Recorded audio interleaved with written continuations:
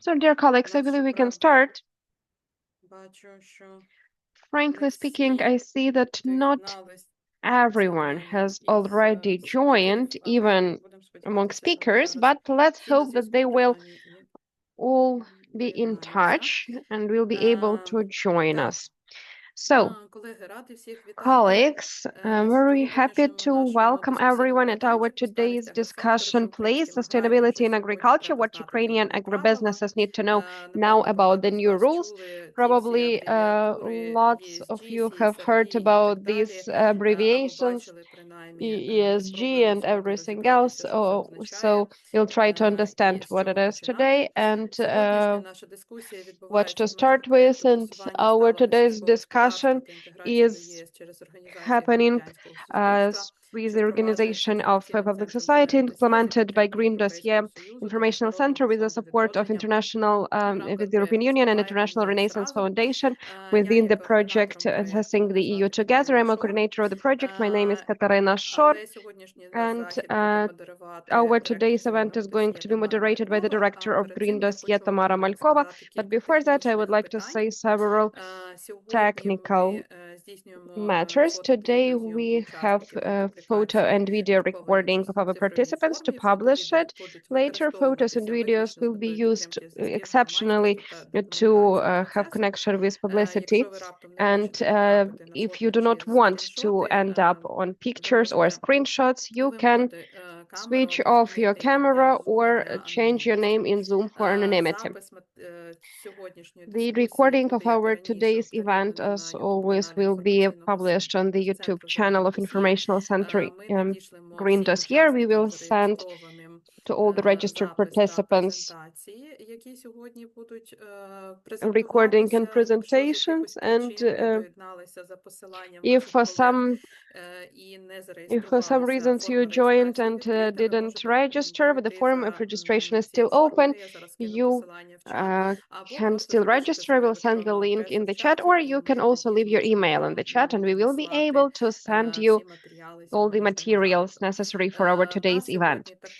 We also have today interpretation in English.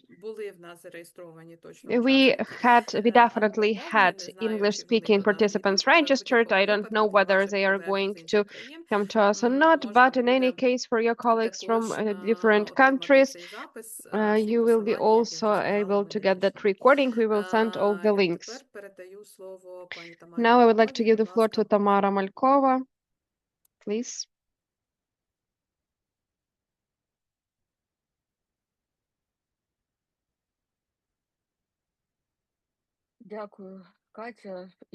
Thank you, Katya. And first and foremost, I would like to ask everyone to honor with the minute of silence memory of those Ukrainians who became actually victims of these barbarous attacks of Russia to our cities.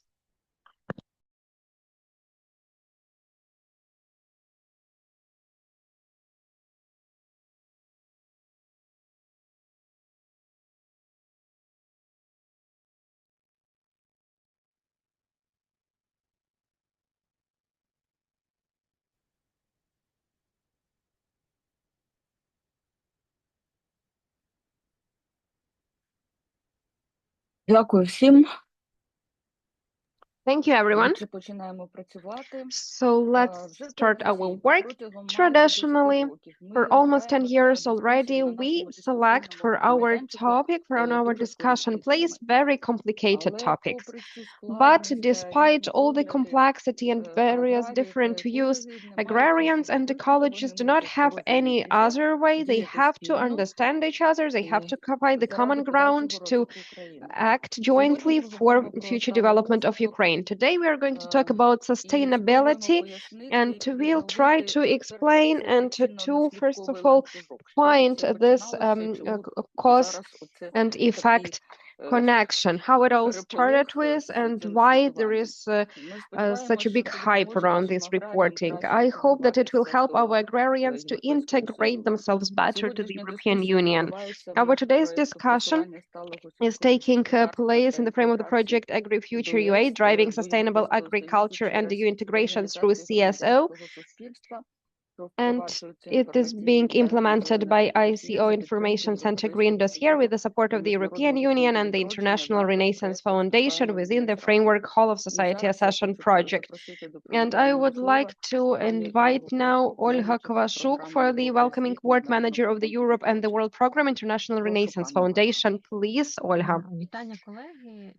Hello, dear colleagues. Hello, Tamara. I will try to be as concise as possible and to explain why it is important for us, because this Renaissance Foundation for a long period of time, actually since the very beginning of association agreement, has been dealing with promoting membership of Ukraine in the EU, integrating Ukraine to different EU markets. And we understand that this chapter 27, everything about environment, is very through and through, because it is about business, it is about agriculture, industry, and so on and so forth. And under the conditions of war, there are lots of other points here as well. So it's extremely important for us to have such dialogue so that we can track what changes are happening in the European Union, what should we be ready for, what is needed for us, what do we need to do in the nearest future, because there is still lots of work ahead of us. And it's extremely important to have this big communication and understanding of the positions of each other. And in some cases, consensus. I have heard this nice phrase recently that consensus is when everyone is a little bit dissatisfied, but still there is a solution that will be able to help us to move on. So I believe that this platform, this discussion place and green dossier, where we all together bring all stakeholders to find this consensus and to move on. And it is really great that the European Union is supporting such projects, not only the Renaissance Foundation, but also the European Union, so that later, well, actually already now, we are very actively moving because we would like to become full-fledged EU members, if not documentary so far, at least in processes. So I wish all of us insightful and fruitful discussion today. Thank you. Thank you, Olga. Thank you, International Renaissance Foundation, for your stable support of Euro integration processes. So we are talking about sustainable development, all these abbreviations that we have now, and they are even a little bit scary, those CSRD, ESG, CSDDD. A lot of people talk about them today. Even for the last week, we have talked a lot about it. There were lots of various events. And you know where I see this paradox? Actually, we are talking about sustainable development, about principles that humanity set 20 years ago, even 40 years ago. It was 40 years ago. And actually, all the countries, in particular countries of the European Union, they are all going through this path. And today, they have already come to that moment where they need to report about their sustainability. And we, vice versa, we, at the beginning, we have to report. And then after, through this reporting, we will be able to understand what is sustainability and sustainable development. But actually, we are talking here about implementation of principles and approaches that have been used and accepted by all the countries of the European Union too many years already. But in Ukraine, we still do not have this understanding. We haven't had it before, this specific requirement about reporting and business management within Euro integration process. We have prepared reference materials, as always, trying to put everything in the correct order. And now I would like to give the floor to Nadia Shevchenko for the presenting of these reference materials. Can you please send the link to the chat? Nadia, Pani Nadia, прошу. Nadia, please. Thank you. I will try to tell you a little bit more to give you some background, how it was developed in the European society, because we are also going to be members of the European society, and unfortunately, we have to catch up with this evolution with lots of deadlines, but nevertheless, we need to do this. So what is sustainability? If to rely on the definition on World Commission, it is development that can satisfy the needs of current generation without harming the opportunities for future generations to meet their needs. The next slide, please.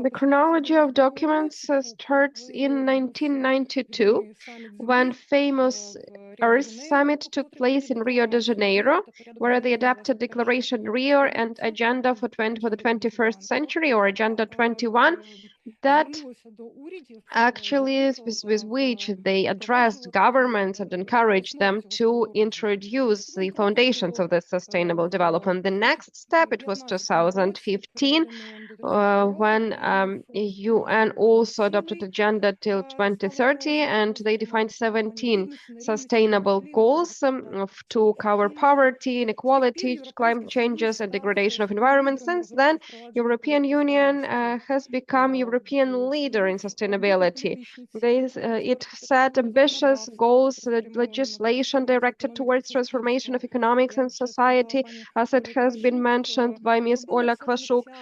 This notion, these values are very true for policies, legislation, and they're also implementing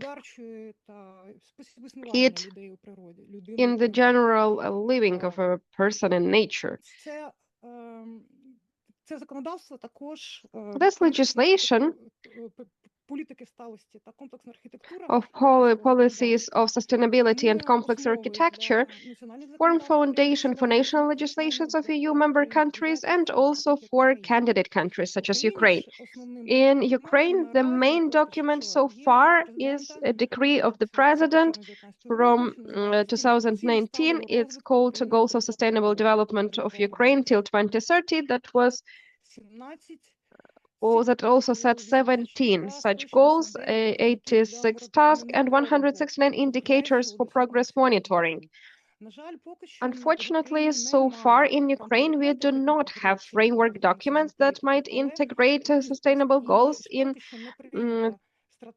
its policies, and we do not have the strategy adopted so far, despite the fact that it was sent for parliament consideration. It has not yet been adapted, but goals of sustainable development are already being integrated in different industry plans, and we will need to start our reporting in the nearest future very soon. According to the tasks that we have ahead of us because of the reintegration in the European Union. The key elements of policies, without limiting ourselves only with these, but also basically these are key elements. This is, of course, European Green Deal. This is a central strategy which aim is to get climate neutrality, to achieve climate neutrality till 2050, reduce of greenhouse gases by 55% till 2030, and transition to circular economics. And in our industry, it is also relevant that 21 of these goals is spreading of organic agriculture by 25% in agricultural lands. Strategy, biodiversity, and from farm to fork presupposes protection and giving protection status to 30% of lands and aquatories, reducing of using of pesticides by 50%, and plan of zero pollution action plan has the aim to get zero pollution of water, soil, and air till 2050, and circular economy action plan presupposes moving from linear linear model to a cycle one, where the value and the usage of materials and products will be longer in time. It also has such matters and such notions as sustainable design of the product, also wider responsibility of producers for all life cycle of the product, and it is also implementing digital passports for products and on sustainability. We actually do not have the aim here to cover all the legislation because it is impossible to do that within this event, but still we tried to cover those that have the most relevant meaning for our sector. First and foremost, it is the Corporate Sustainability Reporting Directive, this scary CSRD that is regulating reporting of corporations, of businesses on sustainable development. So it is about environment and society, and also through their financial activity. Then it is also relying on European standard on reporting and European sustainability reporting standards, where we have 12 general standards for CSRD directive for climate, biodiversity, employees, and governance. Whereas corporate sustainability due diligence directive helps to change supply chains whether they're in compliance to social and ecological standards, environmental standards. For our sector, the relevant is European Union Deforestation Regulation, or EUDR, that is limiting or actually prohibiting import of goods connected with deforestation. CBAM, CBAM carbon border adjustment mechanism helps to equal the positions of EU companies that already have certain limitations, and they need to include in their price the price of emissions of carbon gases, and it also regulates EU import to equal positions of European and non-European suppliers, motivating other countries to proper performance. EU climate law, its aim is legally binding, and all the countries have to reach climate neutrality till 2050. Package Fit for 55 covers several documents, including CBAM, including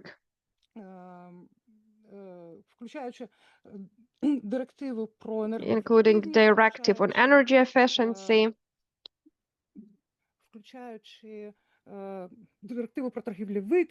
including other directives, and it sets goals for renewable sources of energy. In February this year, European Commission adopted, but it is still not a legislative document, the package of simplification omnibus. It is a response to those challenges that were difficult to deal with for SMEs. This package offers to simplify CSRD reporting, CBAM reporting, requirements to sustainable financing, tax policies, investment programs of the EU, and it introduces voluntarily standards. At the same time, the mandatory reporting can be postponed from 2026 to 2028, and that also SMEs has much lower amount of reportings, limited only by direct suppliers. Of course, it is about the European Union, but it also impacts Ukraine. Mostly, it impacts those companies that have economic, legal, or business connections with the European companies, export their products to the EU, or are suppliers, or they present for sustainable investments. For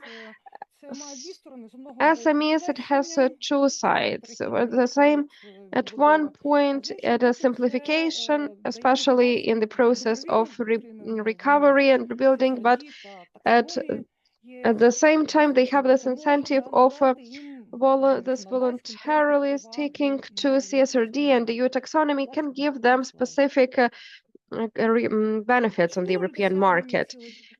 The key role here has sustainable finance framework. And this one helps to direct the capital for the sustainable projects who are responsible to the taxonomy of EU, to the directive SFDR, and the regulation about the proper corporate sustainability. And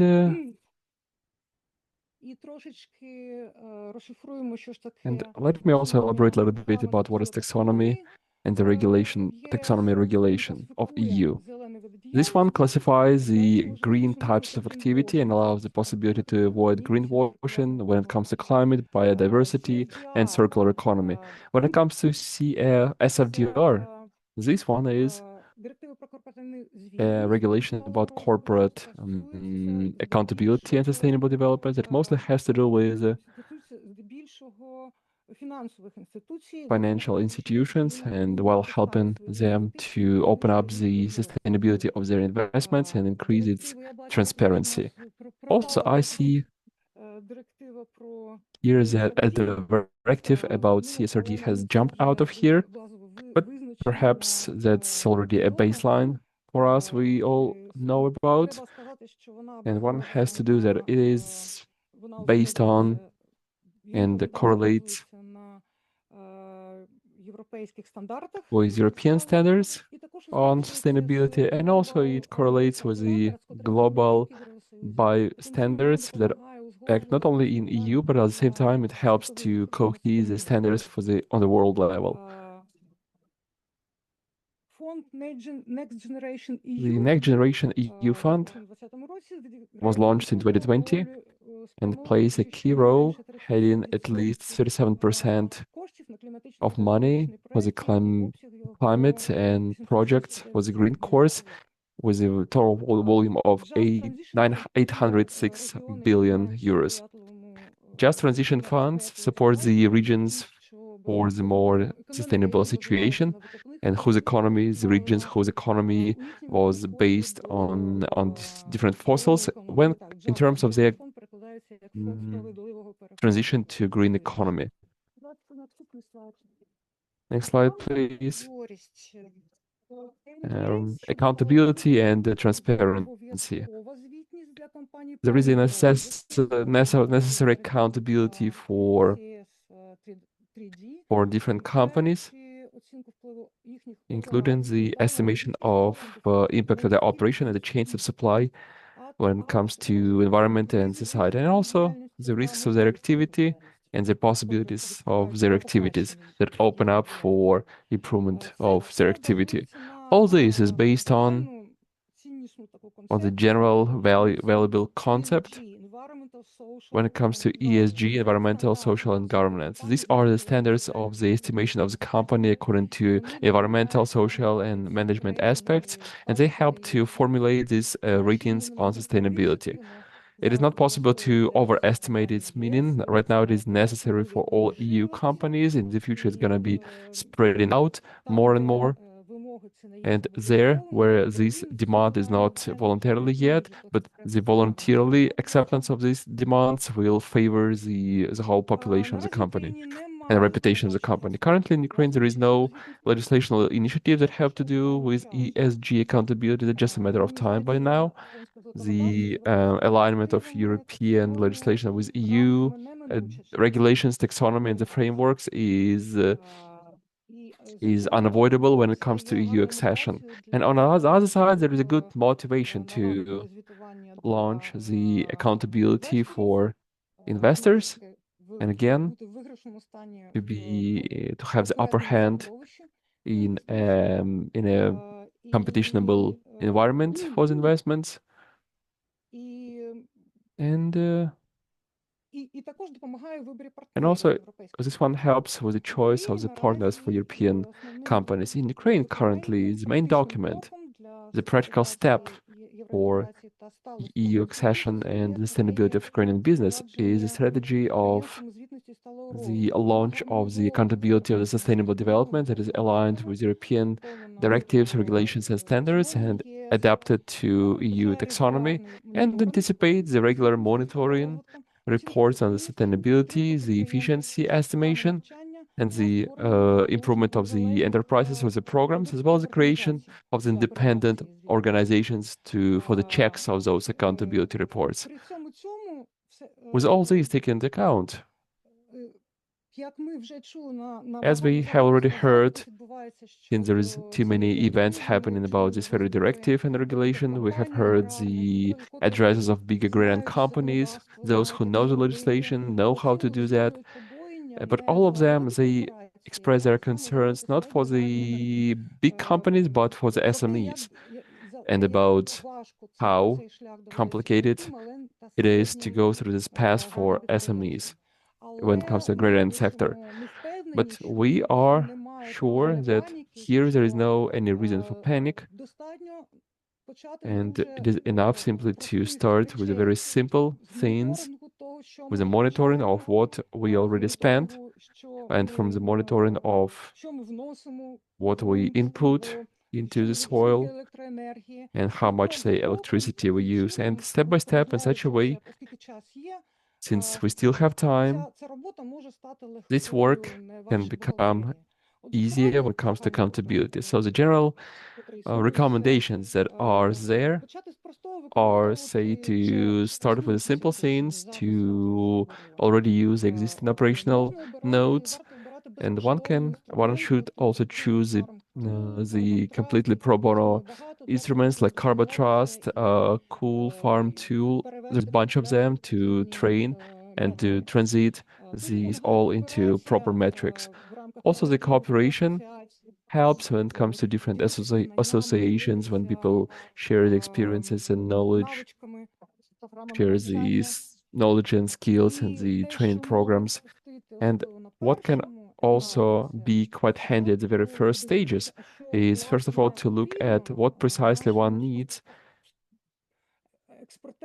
and what our exporters, partners, or clients in the EU need. Perhaps they demand only, say, the accountability and reports on climatic numbers and energy efficiency, and also the price of all these. At the previous slide, there is mentioned the relevant links over here on the right. Main documents that we consider are the most useful. These are the Green Transition Office report about CSRD, the materials of the project IKI progress of Ukrainian Climatic Office, and the web portal Compass, your green navigation for EU accession, with who we have been working for already 2 years. Thank you so much for your attention. We'll be happy to address any questions. But dear colleagues, now the next speakers also have to elaborate these especially practical things in a more deeper and efficient way. Thank you. Right, thank you, Nadia. Indeed, we have asked today to address those people who are dealing with a precise topic. In our agenda, we also listed all of them, meaning that you can also address to them. And in those materials, there are also links that also links to those sources of information of both Ukrainian, European Union, and here in Ukraine. And so to say, a part of people and organizations who are listed there, their representatives are with us today. And in a more precise way, they will be able to elaborate. And today we have to say that at our discussional events, and those small farmers with whom we're trying to communicate And those associations, agrarian association, advisory services, the representatives of regional authorities, meaning that these are those people who can bring and deliver that information to a single farmer. And we hope that after our today's event, they will know where one can find and look out for those information and who to address when it comes to comments and help. And then we will consider that our purpose will be achieved. Unfortunately, today, the representative of European Commission will not be able to join us, even though we are constantly in touch with the representatives of DJ Agri, as well as with the representatives of the Directorate on Financial Stability, Financial Services, and the Capital Market Union, meaning that they are ready after our event to receive information, to address your questions if we happen to have ones. Meaning that if you happen to have any questions to EU Commission, to those two directorates, agrarian and financial ones. So please write them all down in chat or simply to articulate those questions. We will be able to give them to them because these are the people who are interested in working with Ukrainian agrarians and they are looking after what happens in a very precise way. And now I'd like to give the floor to Mr. Oleksiy Yatsuk, who is an expert in ESG, the Office of Green Transition within the Ministry of Economy of Ukraine. And this is precisely that very structure who perhaps have the most information and the most expertise when it comes to sustainability and when it comes to the demands to businesses. And Mr. Oleksiy promised to tell about the readiness of Ukrainian businesses to implementation of ESG standards. And this was the topic of their research. And I think that there is many questions in this regard, in this field, and I guess he can address a lot of them. Доброго дня, колеги. Right. Good Дякую за afternoon, dear запрошення. colleagues. Thank you for your invitation. Зараз я, мабуть, перехоплю And now, екран і спробую perhaps робити I презентацію. will launch my Домовились. presentation and share my full screen with you. Ось так спробую. Okay, let me try. Мгм. Тільки скажіть, чи видно екран? Just tell me whether you can Якщо можна see the monitor розширити loud and clear. екран. Right, if you Зараз. can, just do it full Ось так, screen. мабуть. Так, є.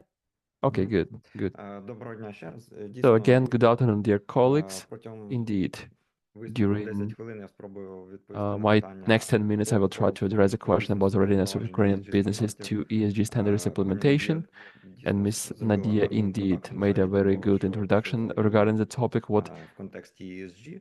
ESG context is. Дуже швидко скажу про I зеленого will переходу, quickly можливо, tell you хтось about знайомий з нами. the Office of the Green Transition. Perhaps there is somebody who is not Ми aware of дорадчим us. органом We при are the Міністерстві економіки advisory України. body at the Ministry of Economy of Працюємо Ukraine, над темами and we взагалі work upon the сталого topics фінансування of зеленого sustainable переходу, екологічних financing, політик green і transition, and ESG climate як policies, ефективна and ESG політика as the embodiment of those реальної policies діяльності України. in the real business of Власне, Ukraine. я сам And маю me precisely, I бекграунд саме в have a бізнесі. Я background 15 років precisely in працював business. з I've been working for сталим 15 розвитком years with ESG, sustainable політиками development і of стратегіями and в українських ESG бізнесах, policies and підприємствах. strategies in Ukrainian businesses Матимемо such as розрахунок. DTEC, Pharmac, Говорю and про ці Nova речі Poshta. з That is практичної why I точки tell зору. about these kind of І things from the practical тема perspective. нашого дослідження And the topics of our моєї research роботи в and офісі work зеленого переходу in є the Office of the Green три Transition такі стовпи. are Перше, це three pillars. ESG урядування і звітність. So to say, Тобто ESG ми governance and вносимо, accountability, meaning that обговорюємо we пропозиції discuss по different proposals регулюванню з нашим and урядом, provide з іншими proposals in terms of стейкхолдерами. regulations with our government and other Також stakeholders ми who can проводимо impact it. різні заходи Also, по we conduct different спроможності дітей events on нашого the локального development бізнесу. of the І робимо capacities of проекти our по local розвитку businesses, and we do інфраструктури, the яка projects on навколо є ESG. infrastructure development that are surrounding Трошки the хочу ESG самого topic. інтродакшн зробити, Also, які as a зміни small відбуваються introduction, в I'd like ЄС і to країні, elaborate on those щодо changes їх into EU делегування. and Сьогодні Ukrainian я legislations that концентруюся are в there about презентації на ESG reporting. And today I звітності will be і на mostly тому, що concentrating on український accountability бізнес reporting належить. and the readiness of Хочу Ukrainian сказати, businesses. But indeed, I'd like безумовно, to ESG – це не say лише that indeed звітність, ESG лише is not економіка about взагалі reporting. ESG is just the final point of the activity of the company in the sustainable development. That's, I would say, a bottom line of what the company does, the conclusion strategies and projects that the company does. But today, the topic of our lecture is accountability, since this is one of the EU demand related. All in all, if one takes a look at ESG field, in the past it was not regulated, it was quite voluntary, and there were, so to say, universal volunteering frameworks that would help the businesses to report, and there were some separate stakeholders as the investors or the stock markets, financial corporations, and banks, and the banks who require some kind of criteria. But on a national level, there was not necessary the idea of reporting or keeping any kind of ESG standards. But after 2020, these processes started to get centralized in the governance, in the national governances, and over national, as such as EU, and they started to regulate this field. Since 2024, we can see that these demands reached us, Ukraine, and on our path to EU. And the reasons for that, why Ukraine is dealing with that, indeed, it is quite paradox that during wartime in Ukraine, we have speed up the movement towards sustainable development. But that's a fact. All in all, EU legislation about ESG governance is pretty complicated and complex, and the Green Deal itself is approximately 140 acting regulations and the dozens of regulations that are planned to be implemented. But the key moment that is there in the very center around ESG governance in this legislation's field is EU taxonomy, CSRD, that has to do with financial institutions, those things that have to do with the majority of businesses, about CSRD, about the reporting on sustainable businesses, and correspondingly the standards that put the obligation on the companies that are under the action of the directive to fulfill those ESRS. CSDRD DDD is a directive that has to do with the chain of supply and the rights of people. And right now we also will recall it, and in EU is going to be reviewed. And EU Omnibus, that's the simplification of regulation in the sustainable development field.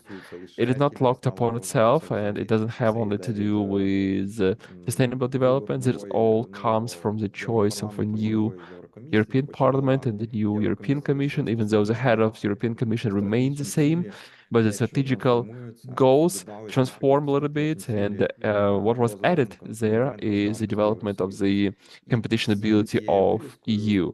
And under these auspices, the EU Commission has put forward a bunch of proposals about the simplification of regulations and the reinforcement of decarbonization and industrialization of EU, meaning that next to simplification of regulations, they want to speed up the investment into real economy. And when it comes to EU Omnibus, what we understand by this word, there is a bunch of matrices that would tell what proposals EU Commission is putting forward. But the main thing one should understand that these proposals is that these proposals are not yet accepted. They are going through the hearing. There is a political review of those proposals, and only by the end of this year they can be accepted.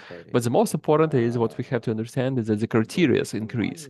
The criteria towards those companies who will face these demands. Because if in the past we would say that a company from 500 people as personnel, they will have to do the reporting. Right now there are discussions about 1,000, about 3,000, and then about say companies who have more than 5,000 of workers.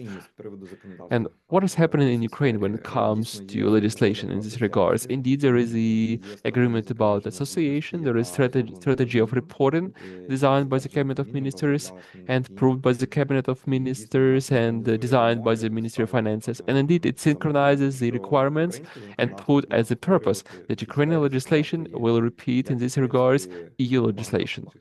As when it comes to a lot of our other fields, if we want to become EU country, then we have to accept those directives that work all over the European Union. There is an operational plan of implementation of the strategy, upon which we also have been working together with the colleagues, with the Cabinet of Ministers, Ministry of Finances, National Bank of Ukraine, and so on. There is two practical embodiment of these things. These are the amendments to the legislation about financial audit and reporting. One can get familiarized with it, but perhaps they will also be going through some kind of reviews and changes in conjunction with those changes that will happen in the EU. And indeed, next one, I'd like to tell about the readiness of Ukrainian businesses for ESG reporting and ESG standards and what we are based on.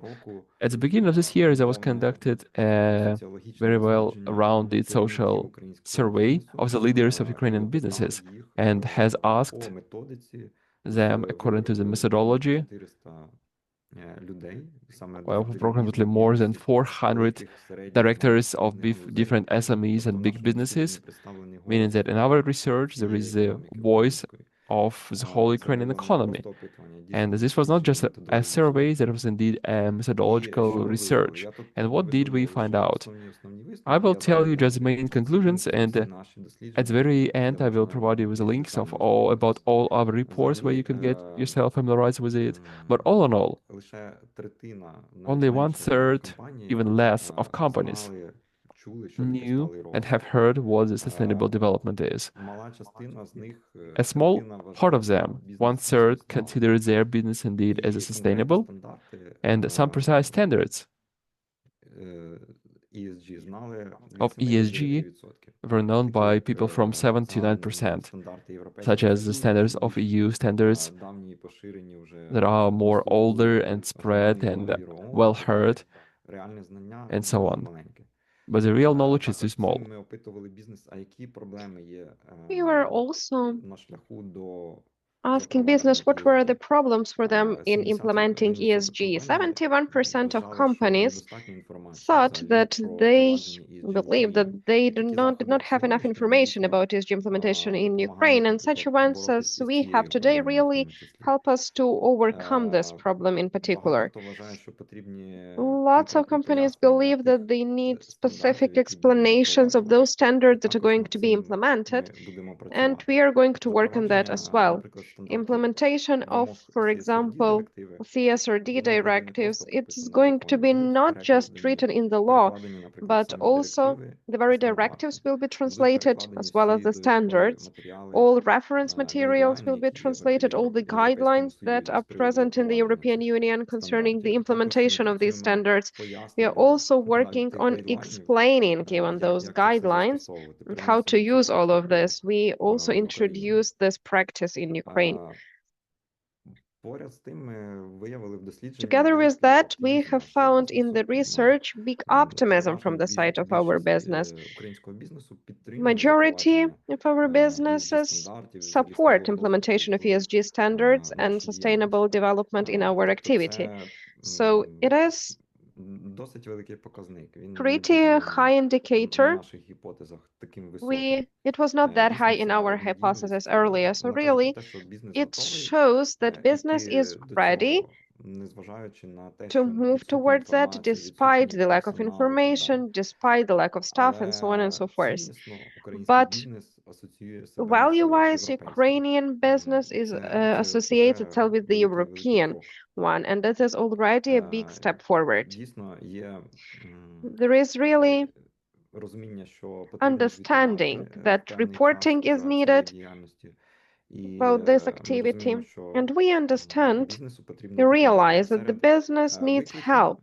Among challenges that business has mentioned, The biggest challenge was the absence of people that know about sustainable development, about ESG, and this lack of understanding where to get people with such competences. When these requirements at the same time lie on shoulders of hundreds of companies in Ukraine, there will be a huge gap between what companies need and what is available in the labor market.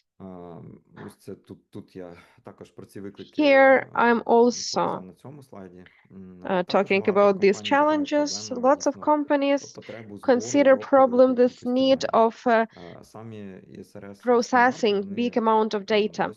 CRS standards, they are pretty complex. We were talking about it in our other events, and you can also see it in the research. And it, even for those, even for big companies that even previously prepared ESG reporting on some other GRI standards, transition to this standard is already a challenge. So what can we say about other companies that have never worked with anything similar before? But at the same time, there is this huge benefit that those companies that have less such criteria, so small and medium companies, they can report not according to ESRS standards, but simplified version, developed also by the European Union. They are voluntarily for those companies that would like to report, but for them it is not mandatory to use ESRS. They can use a different other standards, and it is much easier, much simpler. The European Union is focusing on that right now as well. As I have mentioned, and as I have promised, I'm going to share the publication of Green Transition Office on this topic. The first publication is the analysis of ESG standards from various frameworks. We even have big glossary there of terminology connected with sustainable development. So this publication is going to be useful and beneficial even for managers working not only with sustainable development, but also for financial directors, just some managers in business. The second publication is practical usage of Sustainable Development Directive.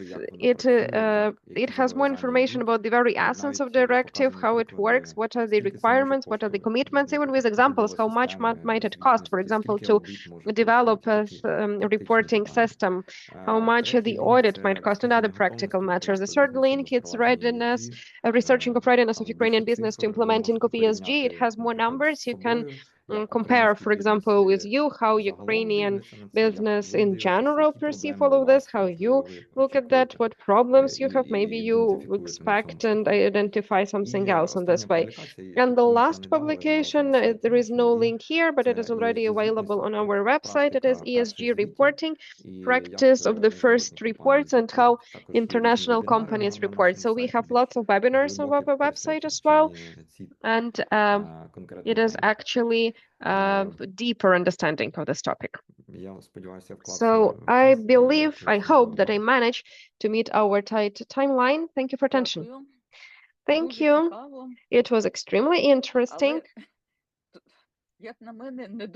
but not very calming, actually, in my opinion. Lots of challenges, and we don't know how our business, especially small agrarian business, is going to deal with this. It is extremely complicated. In any case, if we have Green Transition Office, we have specialists, we have who to go to for recommendations, who to reach out to for recommendations and consultations. Frankly speaking, this glossary on your website, I have read it through and through. It is extremely useful, but when we all together, when we start developing our legislation and adapt it to the European Union, this terminology, we will still need to check a lot and to agree on many other cases. The most important thing that your developments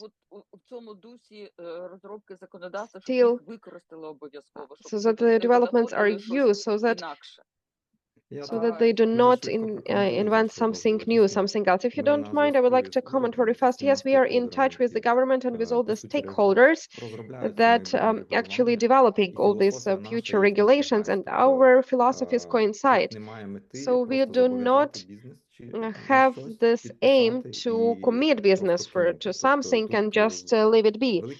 No, so we need to spend lots of efforts to help our business and for these tools to help. So it is not something like an additional burden, but so that it is something that really can help business. So that's why these regulations really go hand in hand with those opportunities of additional financing, involvement of resources. I believe that speakers after me will talk about this as well, about the fact that working with such criteria, ESG criteria, will give opportunity to businesses even today already work with Ukrainian banks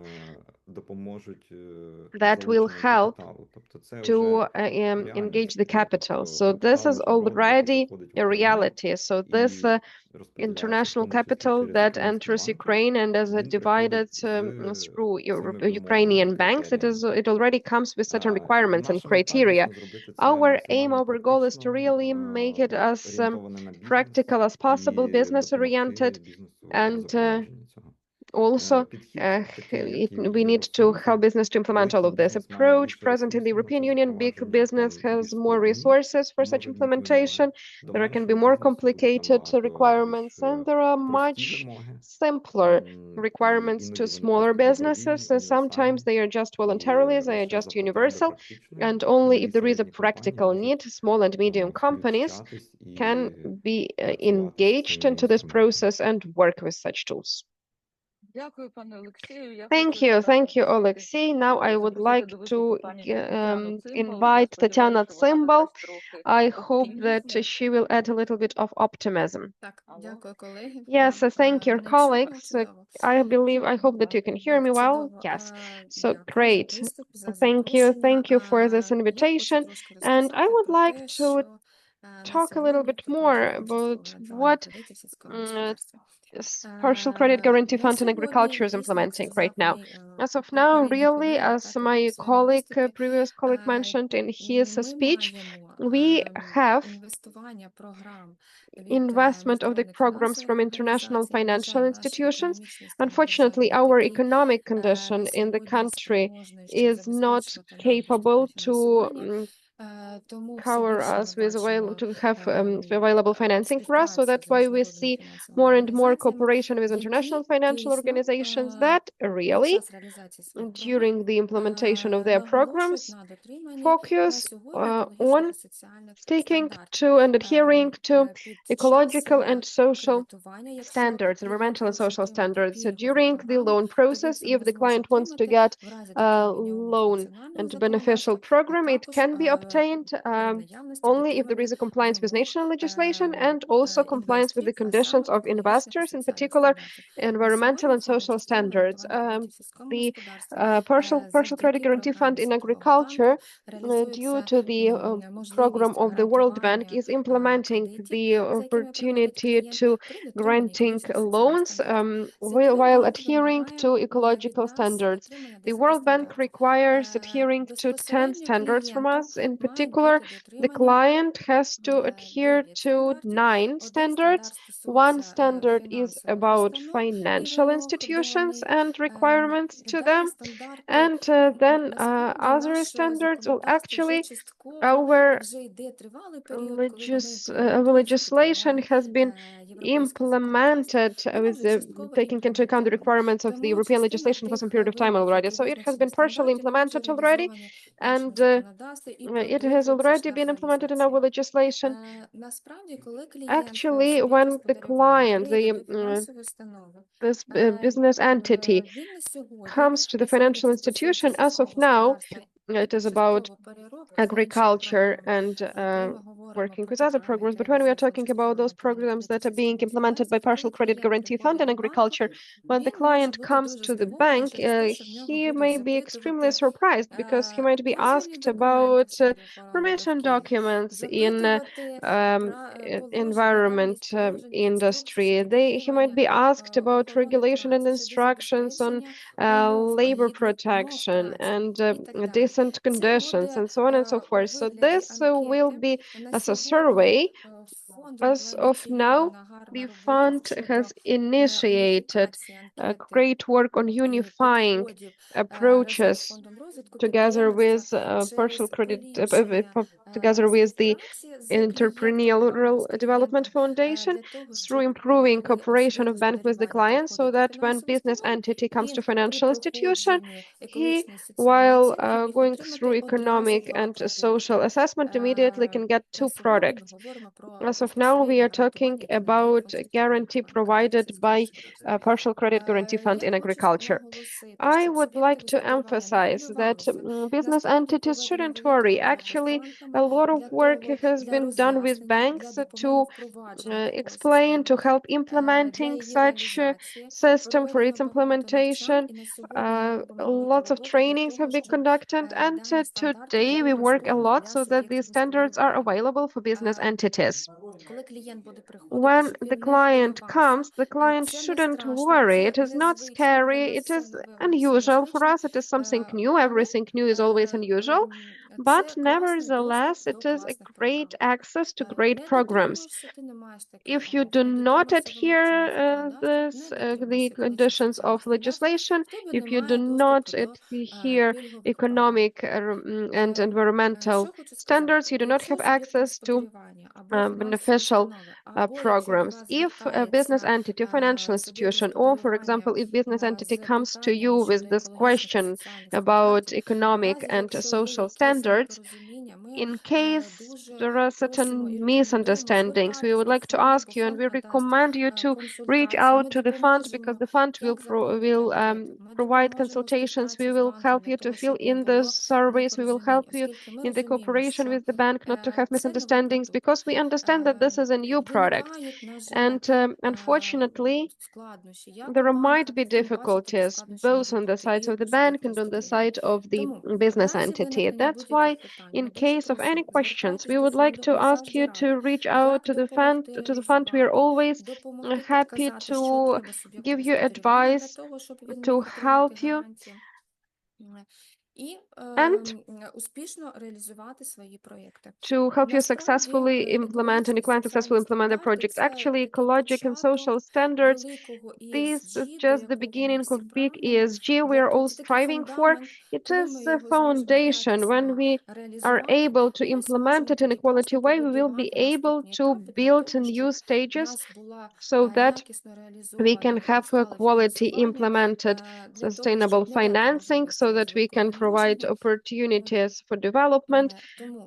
So that's why the fund is extremely happy and open to cooperation. Thank you. Thank you, Tatiana. Really, we already have such an optimism, and we have also questions in the chat whether we can get the link to these 10 standards from the World Bank.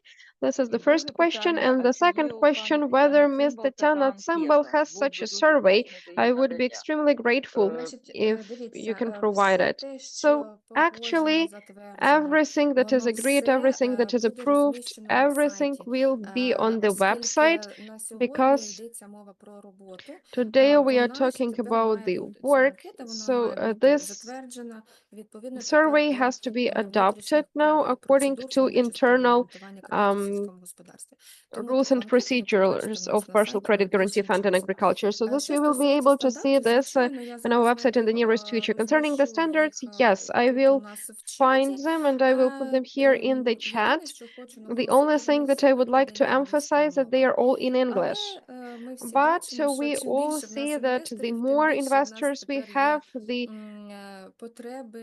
bigger is the need now in knowing and learning English in particular. So that's why we will be developing together in this direction as well. So I'm going to put this in the chat. Yes, thank you. If you have any further questions, please ask them. I will be happy to provide you with the answers. I also would like to ask you, so how many banks are currently ready to cooperation with your fund? Well, actually, as of now, we have the work being done. A lot of banks are ready for cooperation. There is no exact number because I haven't prepared this information. If you need, I can find it out. I can ask, but the work is already conducted. We already have the result. It seems to me these are 8 banks. It seems to me, because I do not have the exact information, because I haven't prepared for such question. No, it's just for us to understand the scale. Well, frankly speaking, we have lots of resources. That's why all our partners currently are also getting very high quality services, because fund has this opportunity to engage third consulting companies, international companies in particular. That's why it is a great experience that our partners receive, and they will be implemented through consultants, international consultants. And that's why they are going to have a great assessment of system of ecological governance. And I think after that, they will also have great start for implementing ESG as such, as a full tool. That's why now we are actually we are gaining momentum, and our product has great results. Okay, thank you. Thanks a lot for this information. Now I would like to move to the next speaker. It is Irina Chernesh. She is a co-founder of Safe EcoBoat, the head of Save Dnipro NGO, and actually they work with information. As such, I believe that Irina can tell us in more details where to get this information from, in particular for ESG. Irina, please. Yes, thank you. I'm really grateful for the invitation. Oh, my picture is frozen. Something went wrong? Okay, now it's good. So I really would like to tell you about that. Just yesterday, we had official release of a digital solution which will help in ecological social assessment and generally in ESG evaluation of businesses. In particular, what previous speakers were talking about in the context of financing and working with involving credit financing of bank institutions. This is actually something that might help assess ESG profile, something that might help analyze. It's according to state information, the quality of the readiness of the enterprise to this screening. And actually, right now, I would like to show you our presentation, and I will tell you in a little bit more details about the solution. Just a second, please.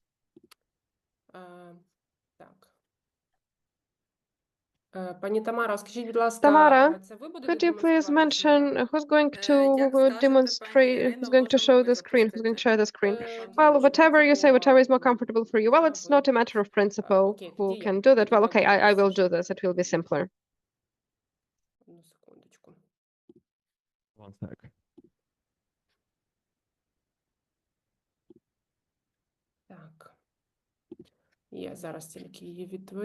Okay, great. Just let me launch it. Okay, you can see it full screen, right? Yes, we can.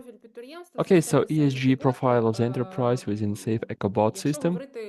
If one tells briefly about the automatization of the work with different ESG risks, then the question of relevance appears and some advantages, and let me pause at them a little bit, even though hey, we have recorded today.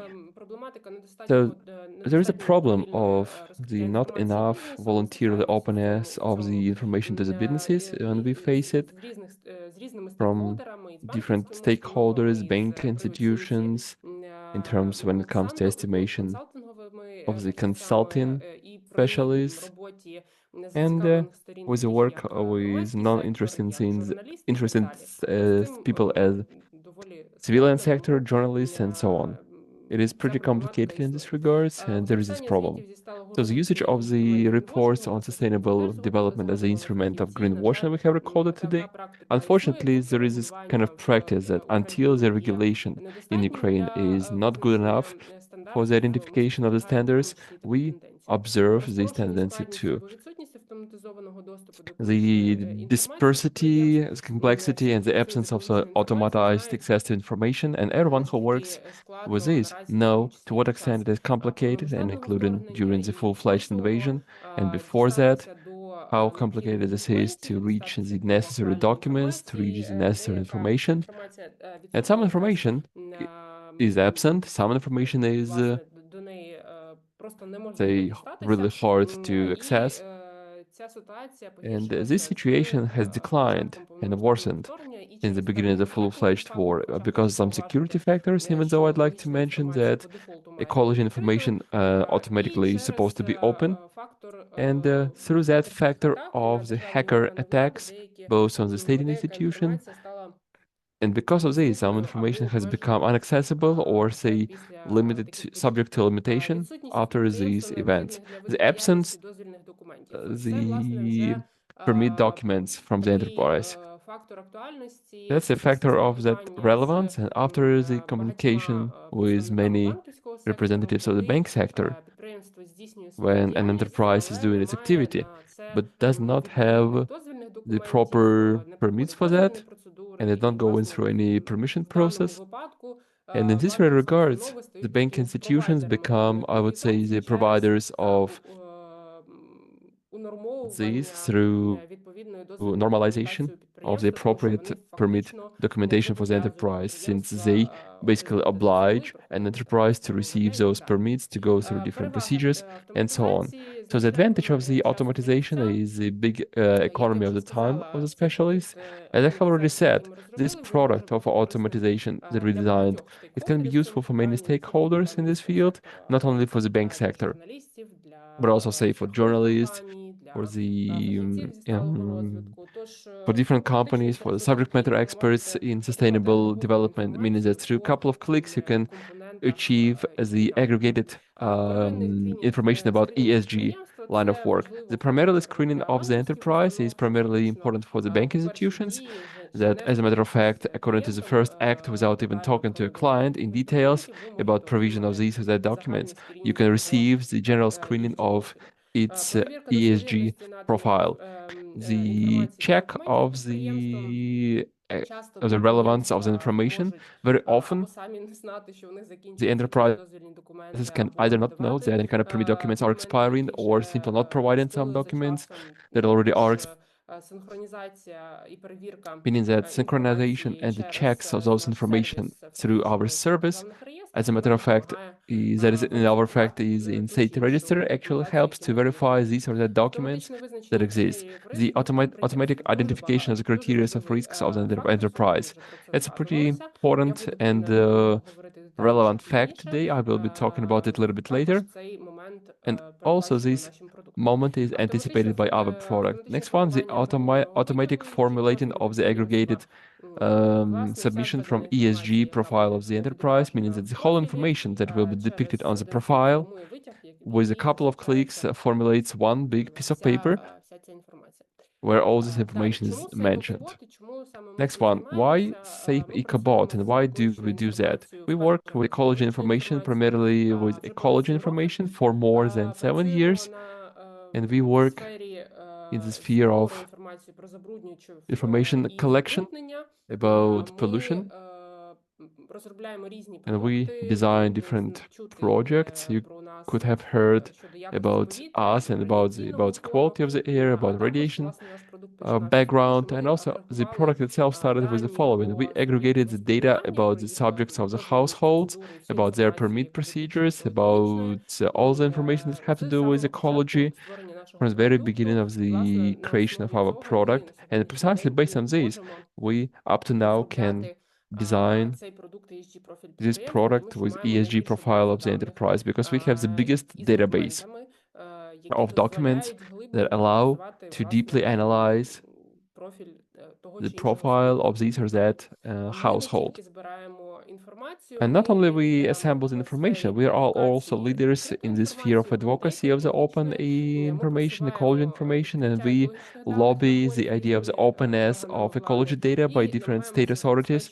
And we are trying to ensure the advocacy of the stable publication of those data, especially when it comes to during full-fledged invasion time, when through the lack of political positions, some state authorities could have closed the corresponding information because of, say, security factor, even though one should mention here that only the addresses of the military installation are supposed to be closed. When it comes to ecology information, the rest of them should be open. So what precisely are our advantages of work with EAG Save EcoBot? As I already said, we are the biggest ecology database of the enterprises. We work with all the components of ecosystem, the estimation of the impact on the environment, sales, the permit documents in all the categories, environment, air, water, pollution, fossil, land. We have the access to documents. That is a unique proposal, all in all, among the products of aggregation of data. And we precisely provide not only information about the absence or presence and the period of action of document, but also we provide the document itself in PDF format to get familiarized for the detailization of terms and conditions, to identify the peculiarities that are anticipated by this or that document, meaning that this is a pretty deep analysis of a subject. The presence of historical data, as I already said, since we work with this for more than 7 years, some precise problems that were caused by the aggression of the Russian Federation, including the digital services of the state, has led to the following: that some state authorities have either limited or potentially lost some digital data, and currently they are not simply accessible for the public access, even upon the request. What we face is that even if you request them, that the body basically tells that they are, as a matter of fact, lost. And currently, this information is there, it is relevant, it is necessary for the analysis of social ecology risks and ESG profile as it is. The addresses of the industrial platforms and the places of the waste disposal, an important thing is to analyze the addresses, not only physical location of the enterprise, but also its directly industrial platforms and squares when it comes to the proximity of social objects, to the proximity of the critical infrastructure objects and the combat warfare areas, because all these platforms and locations that big enterprises have, there can be dozens of them.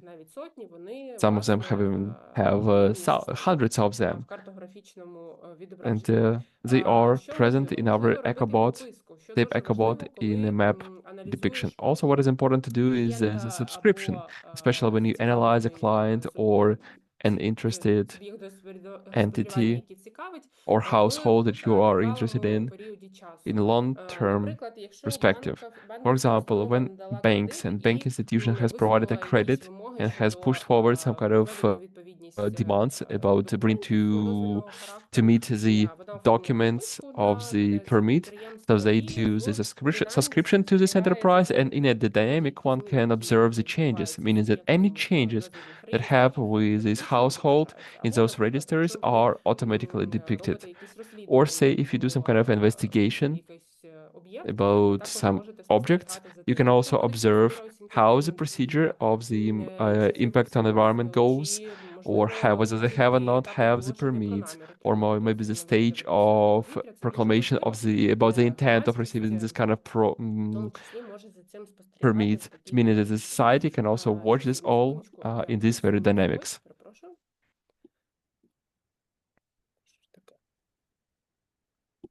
Заважає мене відображення. Да, власне, гнучкість, адаптація. And the flexibility and adaptation of the product. We provide a possibility to work in web and interface. Це можуть бути чат-боти. It can be either chatbots. Also, one can take into account the possibility of integration into some kind of system of different stakeholders of the process. That is why this product is quite adaptive for the needs. the value of ESG data in our analysis. As I already said, the main factor that we work with is the ecology factor, and that's indeed within the context of ecology and social analysis is for the bank institutions is the most valuable. At the same time, the product already has and will develop and by those management categories and social categories that obviously are also important when it comes to ESG analysis of the profile of the enterprise. A little bit about our sets of data. We work with different categories in our analysis, and especially in the category of E, that is the air, and there is many records and there is a couple of records that we have integrated into our system, and we are still increasing. Next one, the category E, pollutions and waste. So the category of the polluters. Next one is what's called OVNS, that the impact on the environment. Also, the data is there, and they are pretty important in terms of investigating of, say, the work of bank institutions. Strategical and ecological estimation, wood lines, water checks, primarily that's ecology control. And what we mean by that is the acts of documents upon checks or notes about the checks. Before the full-fledged war, there were also checks, all of them, when it comes to labor, when it comes to different other materials and energy efficiency materials. All this data is there in the system. Currently, you know that there is limitations about out of the regular checks. And another example is that despite the public state service inspection does not work and the inspection service is not working, meaning that there is no digital traces about those checks. But nevertheless, we still launch the cooperation with some state institutions, and also we fulfill this product actually manually, receiving the information and infiltrating it into the system in order not to lose the logic and consistency of data that should be there for the proper analysis. Next one category are the soil. Another register is called OVD. And this one is pretty important since there are proposals from the population that puts a special attention for the same fund of the enterprise entrepreneurship development. The refusal of over there, register, and so on. Next component is S. It's still pretty small one, but will be growing. That's the statistics about the stuff, the declarations, and meeting the material and technical foundation, and will still be growing in this regard. And another one component is G component. Right now it has been fulfilled due to taxes and finances block and information from the Unified State Register of Physical Entrepreneurs and Legal Entities. The inclusion into the list of objects, the different monopolies. And next one, as I already said, the component of the risk assessment is here. And here we also offer a unique, as a matter of fact, possibility. And primarily we implement the international standards such as EBRD. They will be of what's called VRP. And also we offer to the banks who have their own system of categorization of risks. For example, Ukrgazbank, they have their own individual system, and we can implement the system for the work with the precise specialists of the bank institution for our comfort. And also in the future, we will implement here the EU taxonomy, and one will be able to take a look at how this subject meets this assessment. Next one, a couple of slides how the system itself looks like. For example, the private entity Zernoprodukt MHP, and we can see its profile, we can see the information unified about this entity. We also see categories when it comes to water, waste, дозволів на викиди, And we can see звітів, how many permits for декларацій тощо, pollution процедур they have, справді declaration, веде. І ви the бачите, procedures. поруч And also you can знаходиться see next to цифра it the документів numbers PDF. Що це of значить? documents А ще in один PDF. What момент. does it mean? And Зверху another справа moment ви I'd like to say бачите on the upper right, you can see оцінку ризику, про яку я the говорила. risk Там ви, assessment власне, I told можете you about. подивитися одразу You can згідно immediately тої чи іншої see it оцінки, according як to this or that відповідає цей estimation, how it клієнт. meets to this client.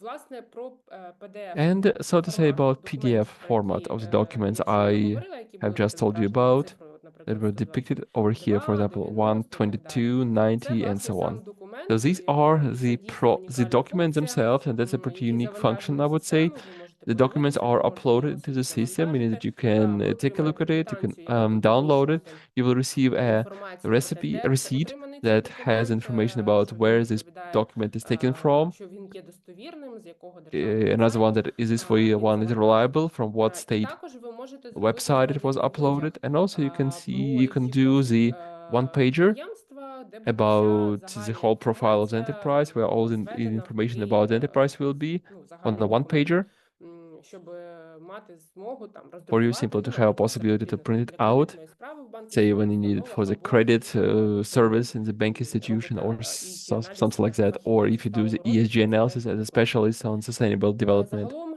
про also will be useful бig for дату you. в нашій All in all, about системі. Ми the працюємо, big як я вже environmental говорила, data з of our понад system. 40 We work with реєстрами. more than 40 different У нас десятки recordings тисяч and databases. компаній, We have які the мають дані dozens of або thousands of companies who have дозвільні, data або or з'являлись в permits, будь-якому з different kind of реєстрів, вони permits, or одразу if any of them додаються have в popped up систему. in any of the І recordings or документ понад registers, they 30 immediately тисяч are added up документів into the PDF. system. And we have more than Варто зауважити, що 100,000 of система documents щодня in PDF, наповнюється but we новими also have to даними say з that державних every day реєстрів, тому this постійно буде website зростати is being кількість. fulfilled with Я state дуже register data and so on, meaning that it will be Якщо growing and growing in the ви future. бажаєте Thank you so much. долучитися, If you at some отримати point доступ want до системи, то to вона є have the закритою, access for the system, because the перейдіть, будь system is ласка, closed, за цим please посиланням, go upon заповнити this link, анкету, fill in і the озирайтеся. registrational Якщо ви form. бізнес, надамо And вам if you тестовий are a доступ business, для we will provide you with аналізу. a test Якщо access ви for the analysis. громадськість, And if you are a і publicity вам, sector або журналісти, і вам or потрібен цей доступ journalist для and you вашої need this діяльності, ми access так for your само activity, надамо then we will be able доступ to для provide you the free використання access системи. for the Щиро usage of дякую. this Якщо будуть system. Thank you so питання, much for listening радий to me.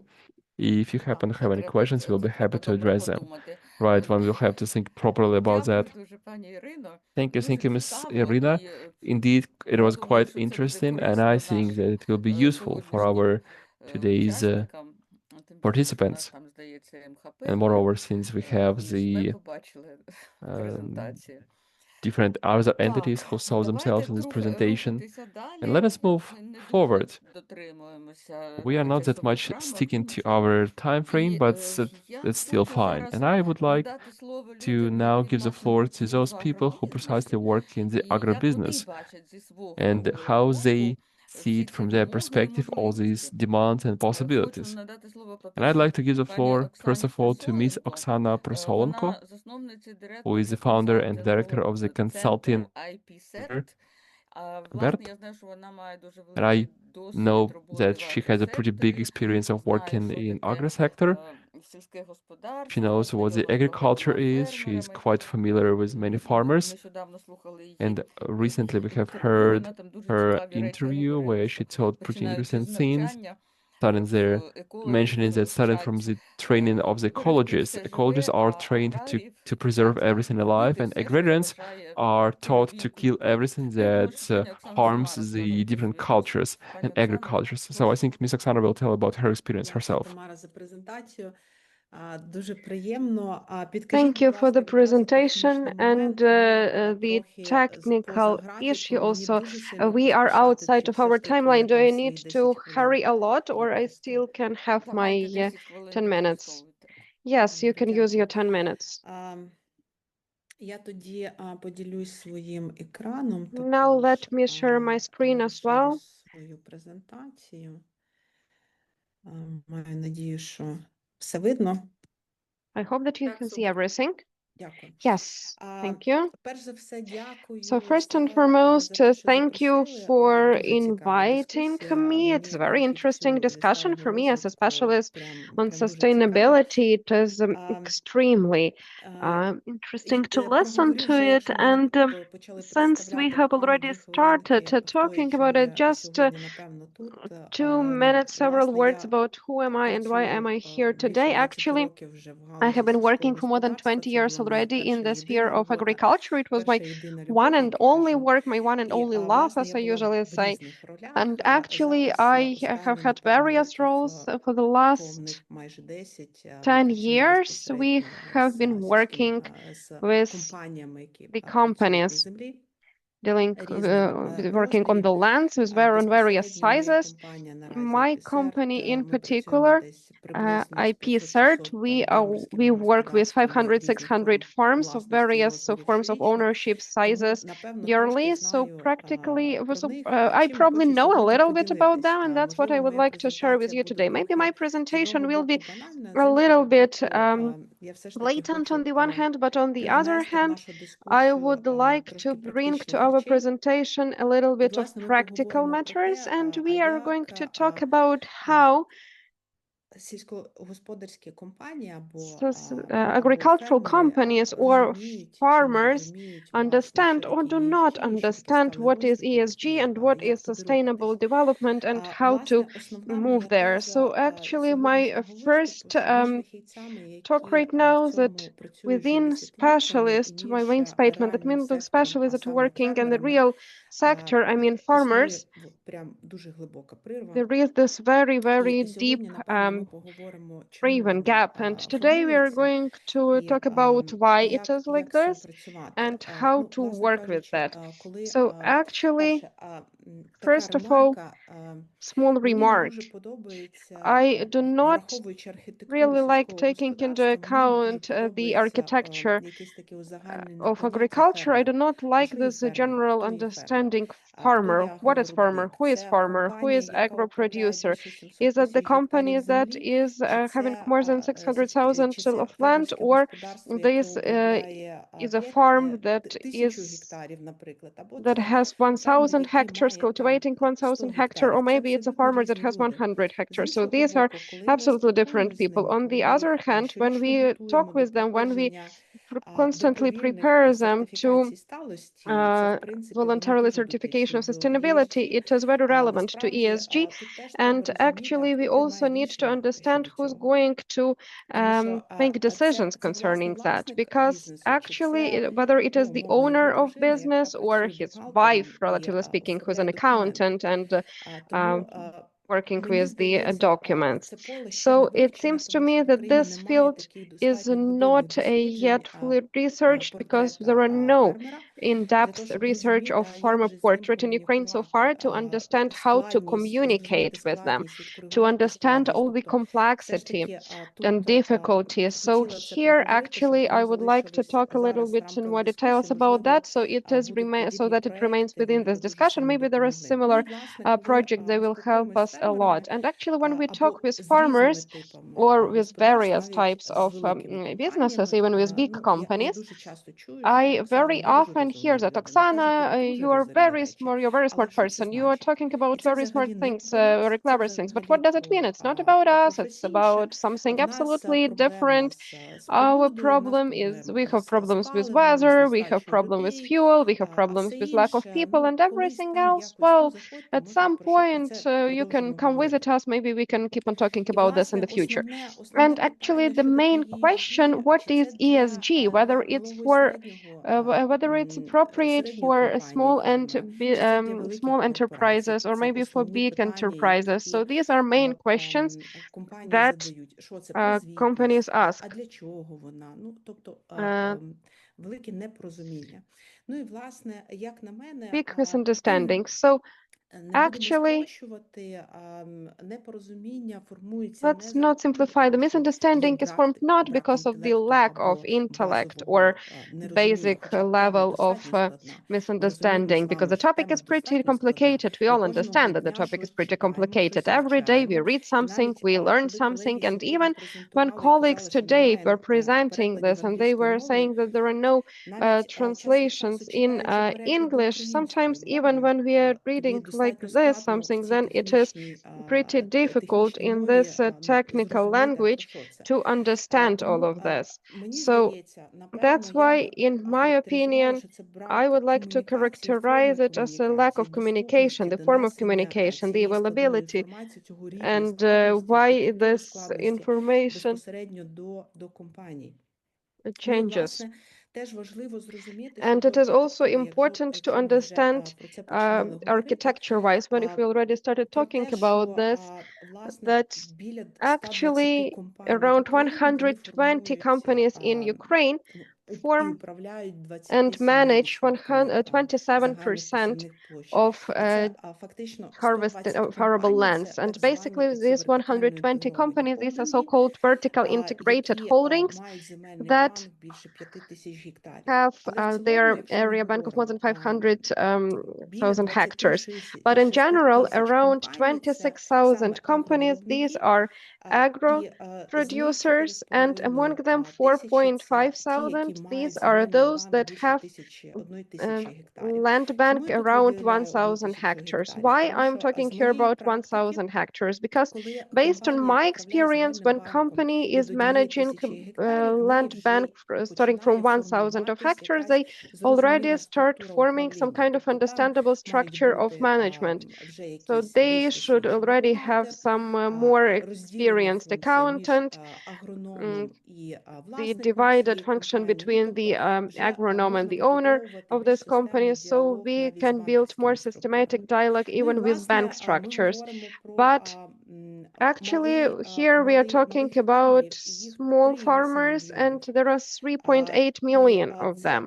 власне, по розмірам, щоб ви This розуміли, actually, just середньому for це us to до understand, 1 it гектара is up to 1 управління hectare землею. of land management. І коли ми навіть для And себе ставимо even for задачу, а з ourselves, ким, when we хто have наші, this task, до кого who ми маємо донести всю do цю we need to інформацію inform про about that? Who do we need to нововведення і inform нові about all вимоги, these які new ставляться з точки requirements зору from the досягнення point of view цих of вимог, нам achievement of треба ESG розуміти requirements? We цю need to основну understand архітектуру this для того, main щоб architecture і шляхи, і and мову, і ways and моменти language комунікації and були узгоджені. communication so that it is all aligned. Зараз, секунду, перемикаю. Мгм. Ну і, власне, And враховуючи, тут вже taking колеги into з цього account, приводу colleagues доповідали, але already я все ж таки reported хотіла about б that, but I на цьому also зауважити, wanted якщо ми to говоримо про там умовно stop on 120 the focus on компаній that as well. If we вертикальних talk about 120 агрохолдингів, companies of які vertical так agro чи holdings, інакше that точно in any впроваджують case або definitely will be вимоги по implementing CSRD, either або вимоги по CSRD ESG. conditions or Але в цілому requirements or ESG Офіс requirements. зеленого But переходу зробив, still, мені здається, this дуже Office of важливе Green дослідження, Transition, it seems to me, коли ми говоримо про те, що has 87 компаній conducted this very підтримують important research when впровадження we are talking ESG that стандартів. 87% of Власне, companies support implementation of скоріш ESG за все, ми standards. говоримо Most про probably великі we are і talking трохи about невеликі big сегменти and середніх компаній, a але little bit of лише medium companies, від but 7 до only from 9% 7 to добре знайомі 9% are з well новими aware вимогами. Тобто of the main розуміння ще requirements. So формується. understanding is still being Є formed. одна з But there великих is one таких ключових, напевно, of the big викликів key probably наразі – це challenges that we нестача have right now. It кваліфікованих is lack кадрів. of qualified Тобто в staff. нас фактично зараз на ринку Actually, немає now on the market, ESG-менеджерів we do not have ESG достатньої managers, кількості для того, щоб заходити на enough ESG підприємства і managers to work on впроваджувати enterprises and to системи. implement systems. Ну і, власне, And результати actually, опитування нам the results показують, of the що survey show основні us that ключові the виклики main key стоять challenges перед тим, щоб навчати персонал, are in оцифровувати teaching the процеси staff, і поетапно digitalize the впроваджувати process, стандарти. and implement the standards. On the other hand, agrarian sector is one of the key sectors. Once again, Dixie Group provides us with the numbers that agrarian complex before the full-scale invasion took 33% from the general amount of greenhouse emission inventorized in Ukraine. And since the beginning of the full-scale invasion, this indicator increased up to 26%, but it decreased nominally. But that's not what we're talking about right now. We are talking about that fact that agrarian sector has huge influence now on ecological component of ESG. And there is this big potential of decrease that experts see till 2030 because of various mechanisms of shortenings and decreases in agricultural sectors. And the reality of Ukrainian agrarian sector, that's actually what we have been talking about, 26% of greenhouse gas emissions in the general Ukrainian balance, it is from agriculture. But on the other hand, we have one more survey conducted by Acodia together with agency Sapienza in 2023 that shows that 67% of agrarians pretty positive in their thinking towards European integration, then understand its need and they are ready to change. At the same time, we can say that it's our expert opinion that at least with those companies we are working with, 3 companies out of 4 already using certain sustainable practices. Actually, we have conducted assessment on the level of implementing climatic changes in Ukraine, main climatic practices. These are covering crops and decreasing of nitrogen fertilizers. And actually already up to 20% we have the usage of such practices. On the other hand, colleagues have already mentioned about that, about organic production. It is one of the aims of Fit for 55 in Ukraine. We so far are lagging behind, and even if to compare it with our colleagues and with Germany, actually the gap is not that big, but we still do not have this comprehensive balanced strategy of from the state to increase this indicator. In general, we can make a conclusion that the level of awareness of sustainability among Ukrainian agrarians is pretty disputable right now. Why we are saying that? Because agro producers and farmers, they already understand certain things that form problematics. It is, for example, using chemicals, pesticides, or times introduction of nitrogen fertilizers without any particular reasons, drying out of bogs and degradation of soil, the problem with waste utilization. I would like to add deforestation here as well, because it is now can be viewed as even separately. Why there are certain misunderstandings? Farmers or agrarian producers very often associate sustainable development only with organic production. And that's why there are some comments that it is pretty expensive, costly, comprehensive, and we do not want to get into organics. Or there is also such prejudice that green production is not working on revenues, and especially now when we have military wartime, companies do not want to risk with their already difficult revenues and high risks, climate change risks and war risks that go hand in hand. And actually they also do not see economic incentives in such sustainable practices. These are 3 main narratives formed already on the level of small and medium enterprises. But Even without knowing that they are already on the way to sustainability, actually, even those agrarians that are pretty skeptical about any kinds of sustainable practices are already implementing them through balanced crop rotations, through using cover crops, minimum tillage, composting, and organic fertilizers.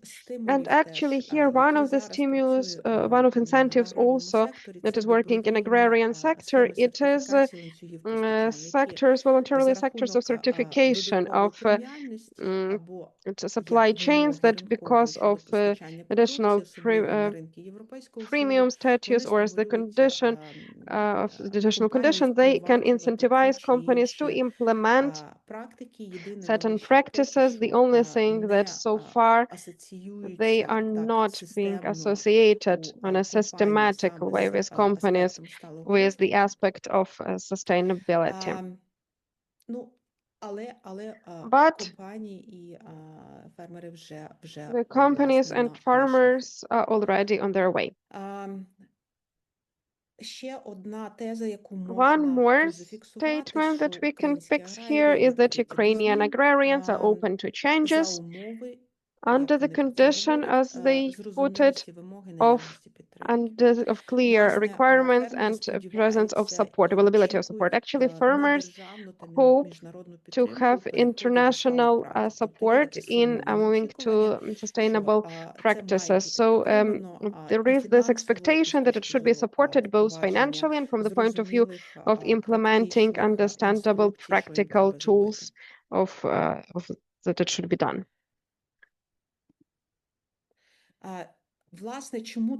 Actually, why it is important to talk about this right now, we have already talked about it.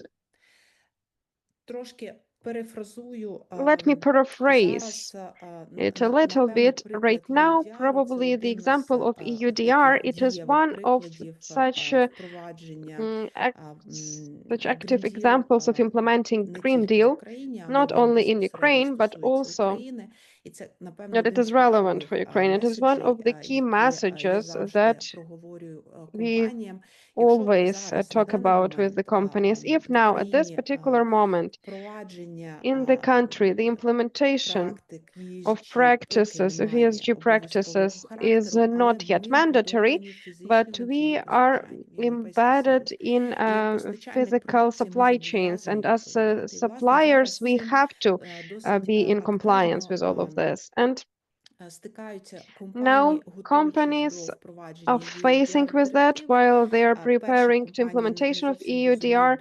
First of all, companies do not really understand why what deforestation has to do with the soybeans chains, and here we need to explain them this correlation.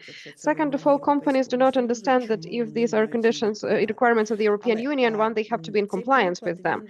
But this example actually shows very seriously how physical supply chains already in the nearest future will be restructured, will be changed, and how active should we be here already to change our approaches. Also, it is important to mention here the matter of access to finances. We talked about this as well. I would like to emphasize that, for example, such tools as 579 are now already, we definitely have obligatory assessment of ecological and social risks. It is 2 out of 3 components of ESG, and actually access to financing, beneficial financing, let's put it like that, it is already directly connected with adhering to all the requirements. One more aspect that we need to talk about here, and it is just several key numbers why we also need to communicate with business, because business is very pragmatic. To expect from business that they voluntarily will start implementing things that as of now in short-term prospect might not give them substantial financial potential benefits and advantages, it is language of numbers. We need to prove, we need to show, we need to maybe conduct some additional research, our local research, on how implementation of ecological component and management of ecological component, starting from greenhouse gas emissions, can lead to economy of resources. One of the examples that I would like to mention here, it is the introduction of minimal tillage and cover crops. It might lead to 1 ton from hectare on wheat, or a decrease of fuel by 70%.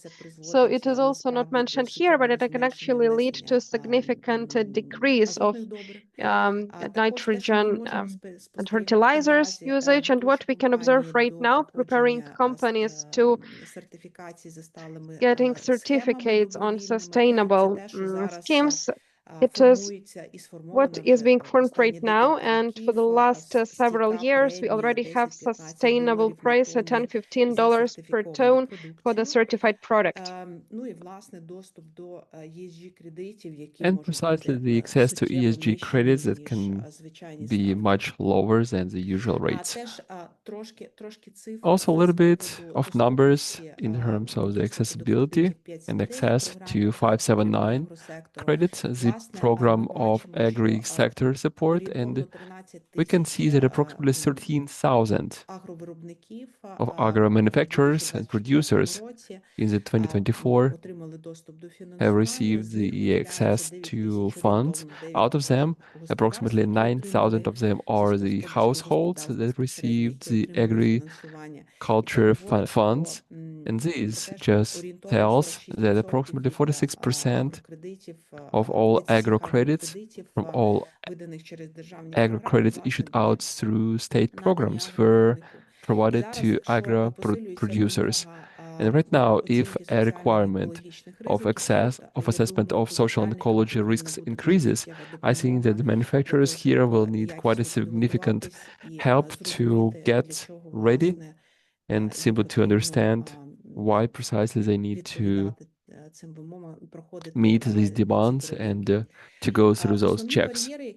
The main barriers that I would circle out here are the terms and conditions and the language. And one of the key moments, and thanks for the previous clarification of the previous speaker, that the majority of the demands are not even translated from English into Ukrainian. And let us start with the following, that even UNDR regulation that is supposed to work since the beginning of the next year would still don't have an official translation for it.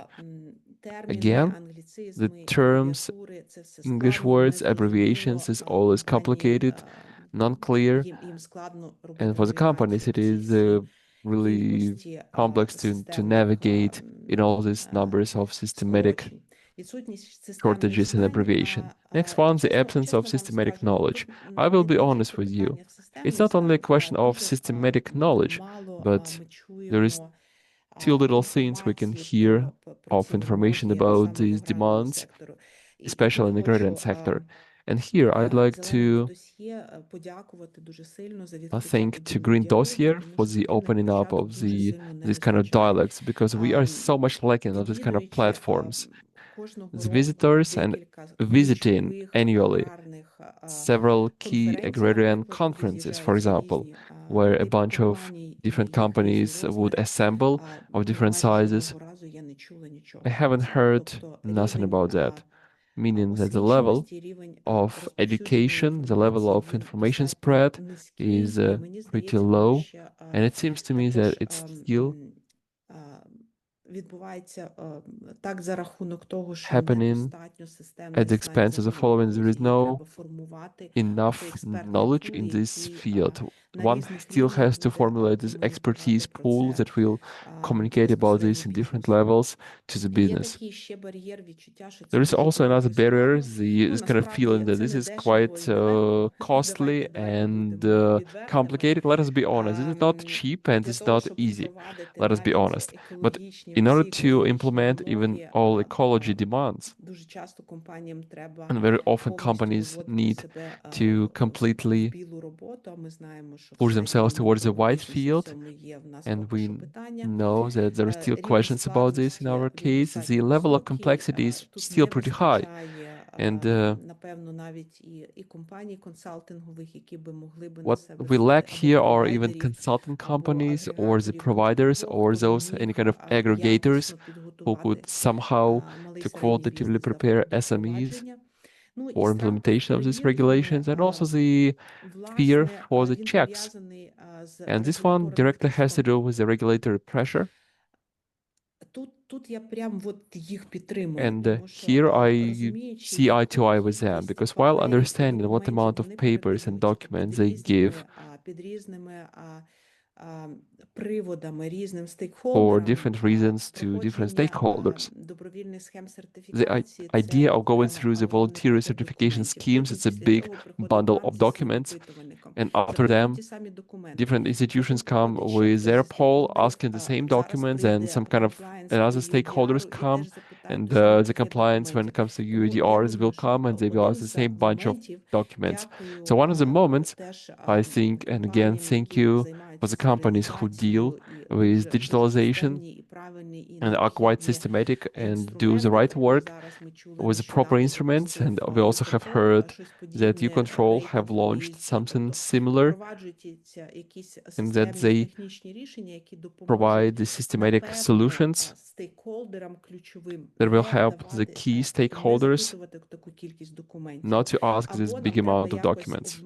об'єднуватись, Or say we need сідати to всі разом і to думати unite somehow, to sit про behind the визнання same table певних together and стандартів, think про about the визнання, exception of про some kind of інтеграцію standards, цих about опитувальників, the робити integration ці of those опитувальники surveys, to do спільно some для kind того, of щоб кожного разу survey у documents as a компанії не joint one to make запитувати sure that every time not to ask the same суттєвий, прям дуже суттєвий пакет or документів. significant bundle of documents. Ну і власне, чіткий запит And з поля, щоб the необхідно clear було demand from the field агровиробникам для to make розуміння sure і for початку the agri впровадження manufacturers, for the принаймні understanding and хоча the б beginning of implementation, екологічних вимог to understand at least the з цього ecology ESG demands пакету. Це from all простий, these ESG зрозумілий bundle, алгоритм дій прямо the по clear ходу. and understandable Конкретні algorithm of кейси, на actions, яких the можна precise показати, cases розібрати, як компанії це based on роблять, which і one головне can take a показати, look що how це different прям не дуже companies do that. And the страшно, most important is to show that this is not so scary to do that осяжно. and Підтримка still об'єднань, feasible. будь-яких Next one is об'єднань, support of співпраці з any unions, асоціаціями, з the громадським cooperation сектором, with з associations, civilian sector, будь-ким, хто би with захотів anyone зараз who would системно, want якісно, now to експертно systematically, допомогти сектору qualitatively to впровадити help ці for вимоги. the sector to Пояснення implement these людською demands. мовою, Next one is the в кавичках, ми про це вже explanation of говорили. in simple language. Тут важливо теж What is розуміти, also important що here is to understand рівень експертності, коли експерт there's a достатньо level високого of рівня, його expertise. дуже складно зрозуміти простому When бізнесу, an expert який is of є high level, простим і it is really прагматичним, hard to understand him from the side of small Тому businesses тут треба, who напевно, operate with much формувати simplified ці рівні components. That is why експертів, perhaps які one has на різному рівні можуть to match the levels цю of інформацію. experts Ну і, who власне, can deliver this information важливий on their момент level. це створити And довіру another навколо important moment is to create the цього trust всього around руху, для того, all щоб this компанії movement, розуміли, to що ensure that це the дійсно companies важливі речі, є люди, understand that these are які indeed готові very important допомагати. things and Тут в that мене ще there are був один people пункт who are ready залишений to до help. того. Another paragraph over here was Не знаю, to get the state engaged наскільки, into this напевно, process. нехай він тут But буде, perhaps якась роль держави let it має live бути в here цьому because there точно, should be a наскільки role в of них the state in this достатньо regards. зараз But to експертизи, what extent they have enough напевно, вони expertise, теж I потребують don't know. нашої Perhaps they also уваги, require нашого our attention залучення. and our engagement. Власне, я би окремою And as a категорією separate виділила те, що нам category треба here, експертам попрацювати з нашими профільними міністерствами I для would того, write щоб down that our experts have їх to рівень work with our profile розуміння цього ministries питання теж to був ensure that their відповідний. level of understanding of the same questions will be appropriate. Ну і, власне, хотіла показати And наші also, I'd like приклади, що to ми show робимо you для того, щоб our examples, роз'яснити what we do простими to словами clarify with simple words агровиробникам, to Ми agri зробили, ми manufacturers. вперше запустили First of all, we have ініціативу, launched вона називається an Living initiative Cropland called Initiative, яка покладена на те, щоб Living Cropland пояснити Initiative, основні критерії heading towards the регенеративних following to практик, explain the дати main своє criteria of визначення regenerative practices, регенеративних to provide практик, our так як definition воно of до кінця ще regenerative не існує навіть practices, в рівні since it Європейського still does Союзу. not understand on the Ми level of розробили even the тоді European Union. каталог, він We also достатньо have простий, designed a мовою catalog. It is викладений, pretty simple to understand. приведені приклади. Також There are ми зробили examples. поки що першу And частину also we did by now the first відеокурсів part of video за courses підтримки програми Grains. А також ми with the плануємо support of Grains попрацювати цю і розширити program. And цю also we are still ready to навчальну broaden програму, яка and власне enlarge на this training прикладах program that зрозумілою is агрономічною мовою буде based on the пояснювати very якісь речі, clear які and пов'язані simple із examples. We'll be регенеративними explaining практиками, і зараз ще do є both блок with наступний. regenerative Це practices, практики and another block will ремедіації, be the пов'язані remediation із ризиками війни, practices. війни That also has to do with the risks of war, and зі not only змінами that, клімату також. but also with the changes Тому of climate too. це один з прикладів, яким That's чином why ми that's one of the можемо examples by what means залучати we і can працювати з engage нашими and агровиробниками. work with other Також ingredient донести manufacturers складні речі to простими deliver this kind of мовою. complex things in a Дякую. simple Від language мене to them. на сьогодні це Thank все. you, Але я that's не it from впевнена, my чи side, врахувалися but питання. I'm not still Не sure whether I вклалися made it зовсім, не within вклалися, those 10 Ігорю, minutes. звичайно. No, you Дуже haven't. No, you haven't. вибиваємося Okay, sorry із so нашого much таймінгу. because we Я are a little хочу bit outside of our запросити timeline, and now I'd like виступити to пана Дениса give the floor to Денис Mr. Шофолов. Denis Не знаю, чи Shofolov. правильно I guess I pronounced your name correctly. Yes, Пан yes, you Денис did. представляє Good afternoon. And велику Mr. Denis аграрну represents a компанію, big наскільки agrarian company. вивчала сайт. To the Це extent I learned Continental their Farmers website, that's Group. Continental Farmers І, Group. власне, в нього така посада And he менеджер has з such питань a сталого position, розвитку manager on і sustainable ESG development, проекту. the Тобто у leader вас of вже є ESG досвід, product, ви meaning знаєте, that про you що already have some говоримо, experience і, and you мабуть, know what you're talking вже about. набили якихось And perhaps інсайтів, знаєте, you які have проблеми. already have Порадьте, gained будь ласка, some тим, big хто тільки experience, and починає, please з can чим you advise to боротися. those who just stand on this path of what they will have to combat? Right. First of all, thank you so much. I will try to be brief because one can be talking much about different details that we have identified for ourselves, especially when it comes to ESG system. So why precisely do we build this kind of system? Well, first of all, I'd like to pay your attention to the following, that ESG is one of the forms of unification in different countries of approaches for the sustainability assessment of each company or a state as it is. That's why we talk about different branches, different sectors of economy, and so on. And this is precisely the unification of this data. It is primarily based on some kind of regulatory demands. First of all, that's national legislation. In different countries, it has been formed in different ways, meaning that the formulation has been done on different levels with different intensities, controls, and how the country controls different processes.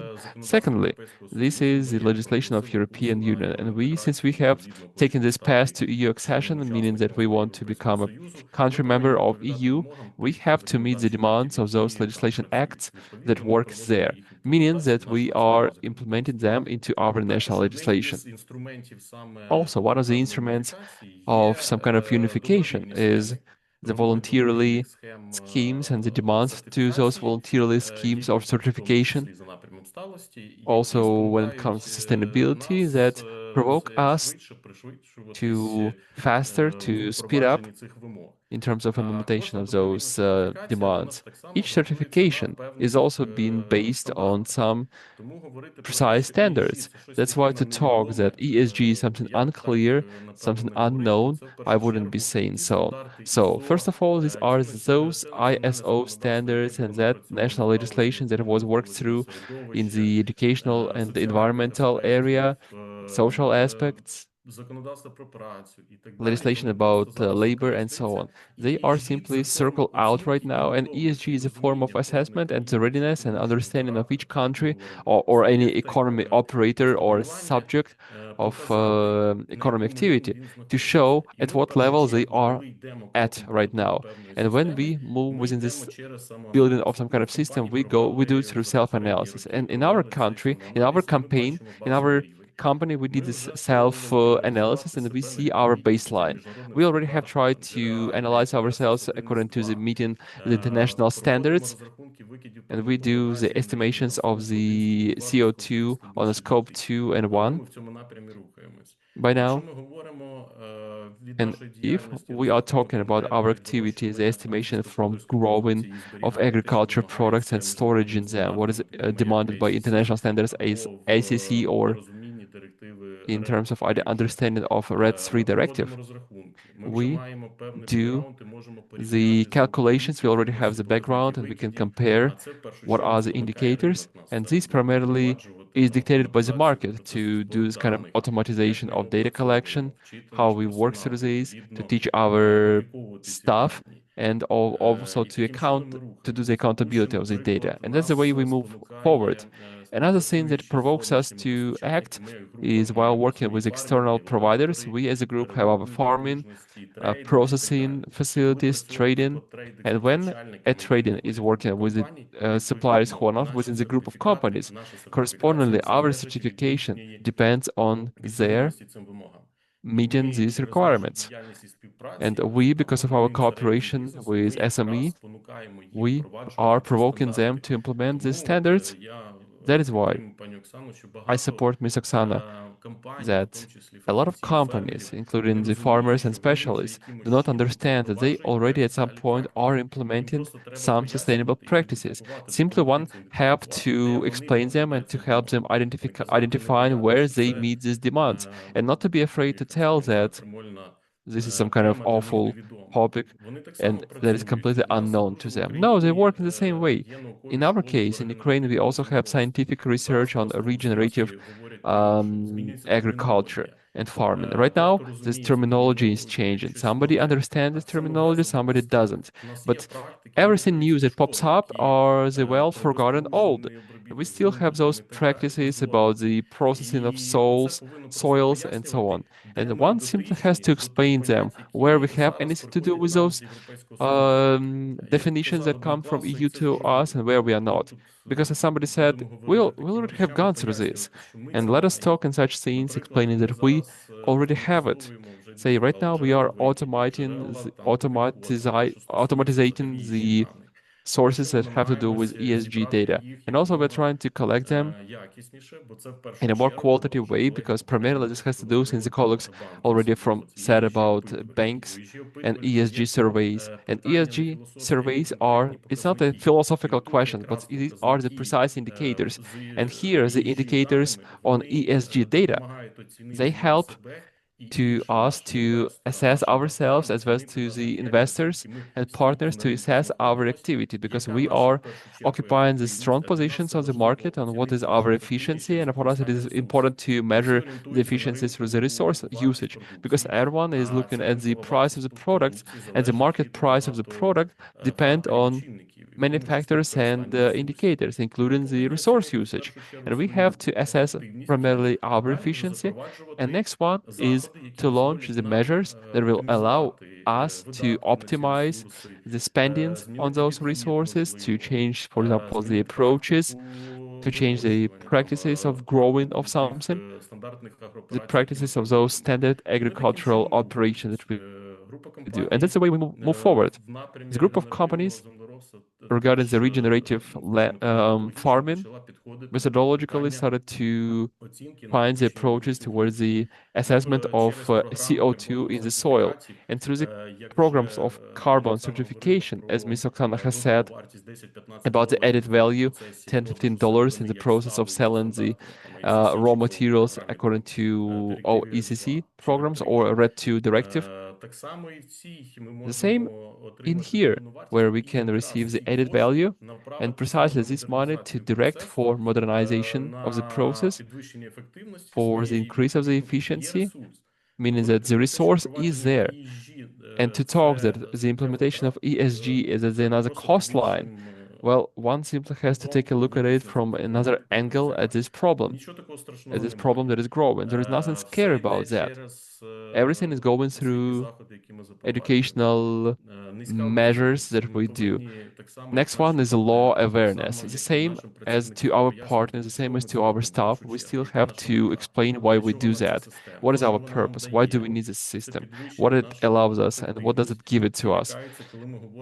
Everyone is so scared when we tell about that through implementation of some kind of regulation documents. Everyone say it is too over-regulated.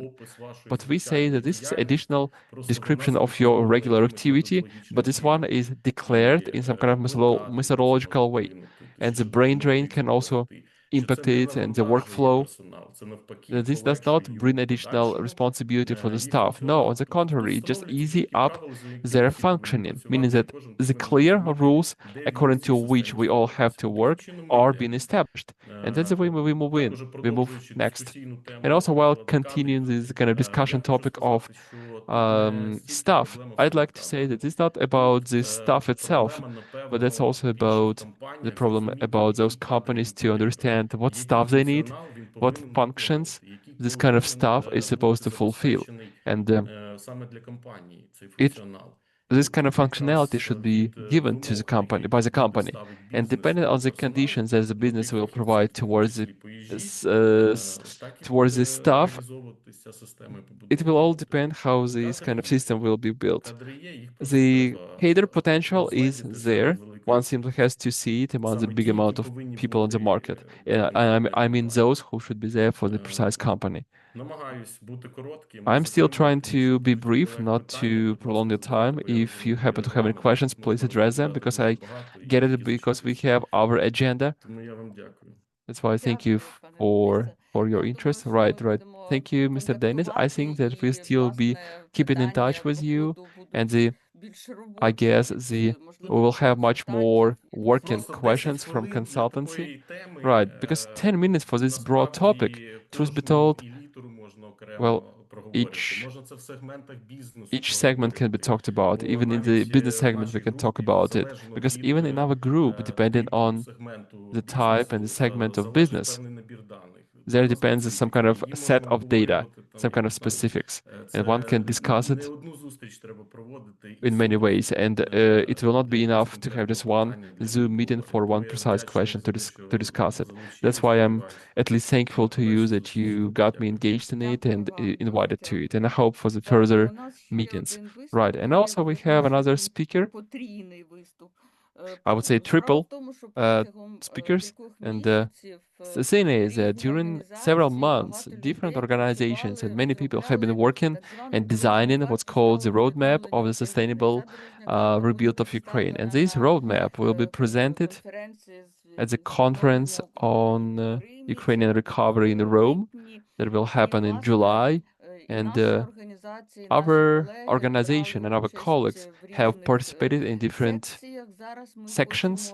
And right now we would ask the ladies to represent the section devoted to the agriculture. Це навіть буде раніше, ніж презентація всієї дорожньої карти, тобто ми тут піонери виходить.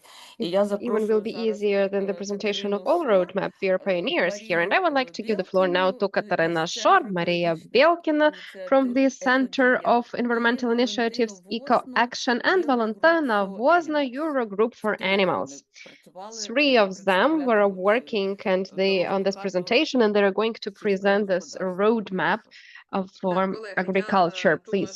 Yes, dear colleagues, I hope that you can see my presentation, right? So I will start, and then after that, Maria and Valentina will continue. We divided this presentation into three parts, actually, based on these three sub-chapters of this topic. As Tamara has already mentioned, the very roadmap will be introduced at the URC conference in Rome that will take place in the middle of July. And actually, this was our attempt of many organizations that are in the platform Build Ukraine Back Better to reach out our government and to show them where, from the point of view of society, we still lack certain developments, improvements, and what do we like to pay attention to from the point of view of civil society. Actually, the very platform of Build Ukraine Back Better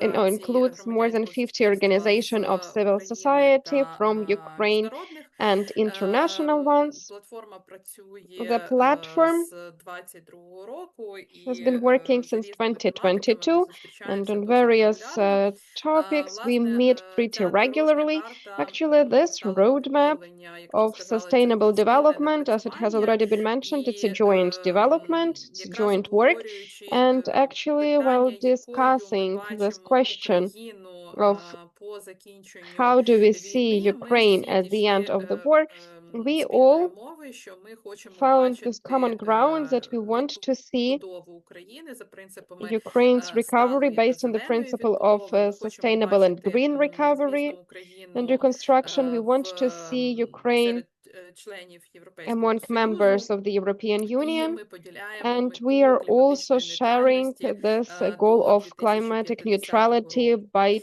2050.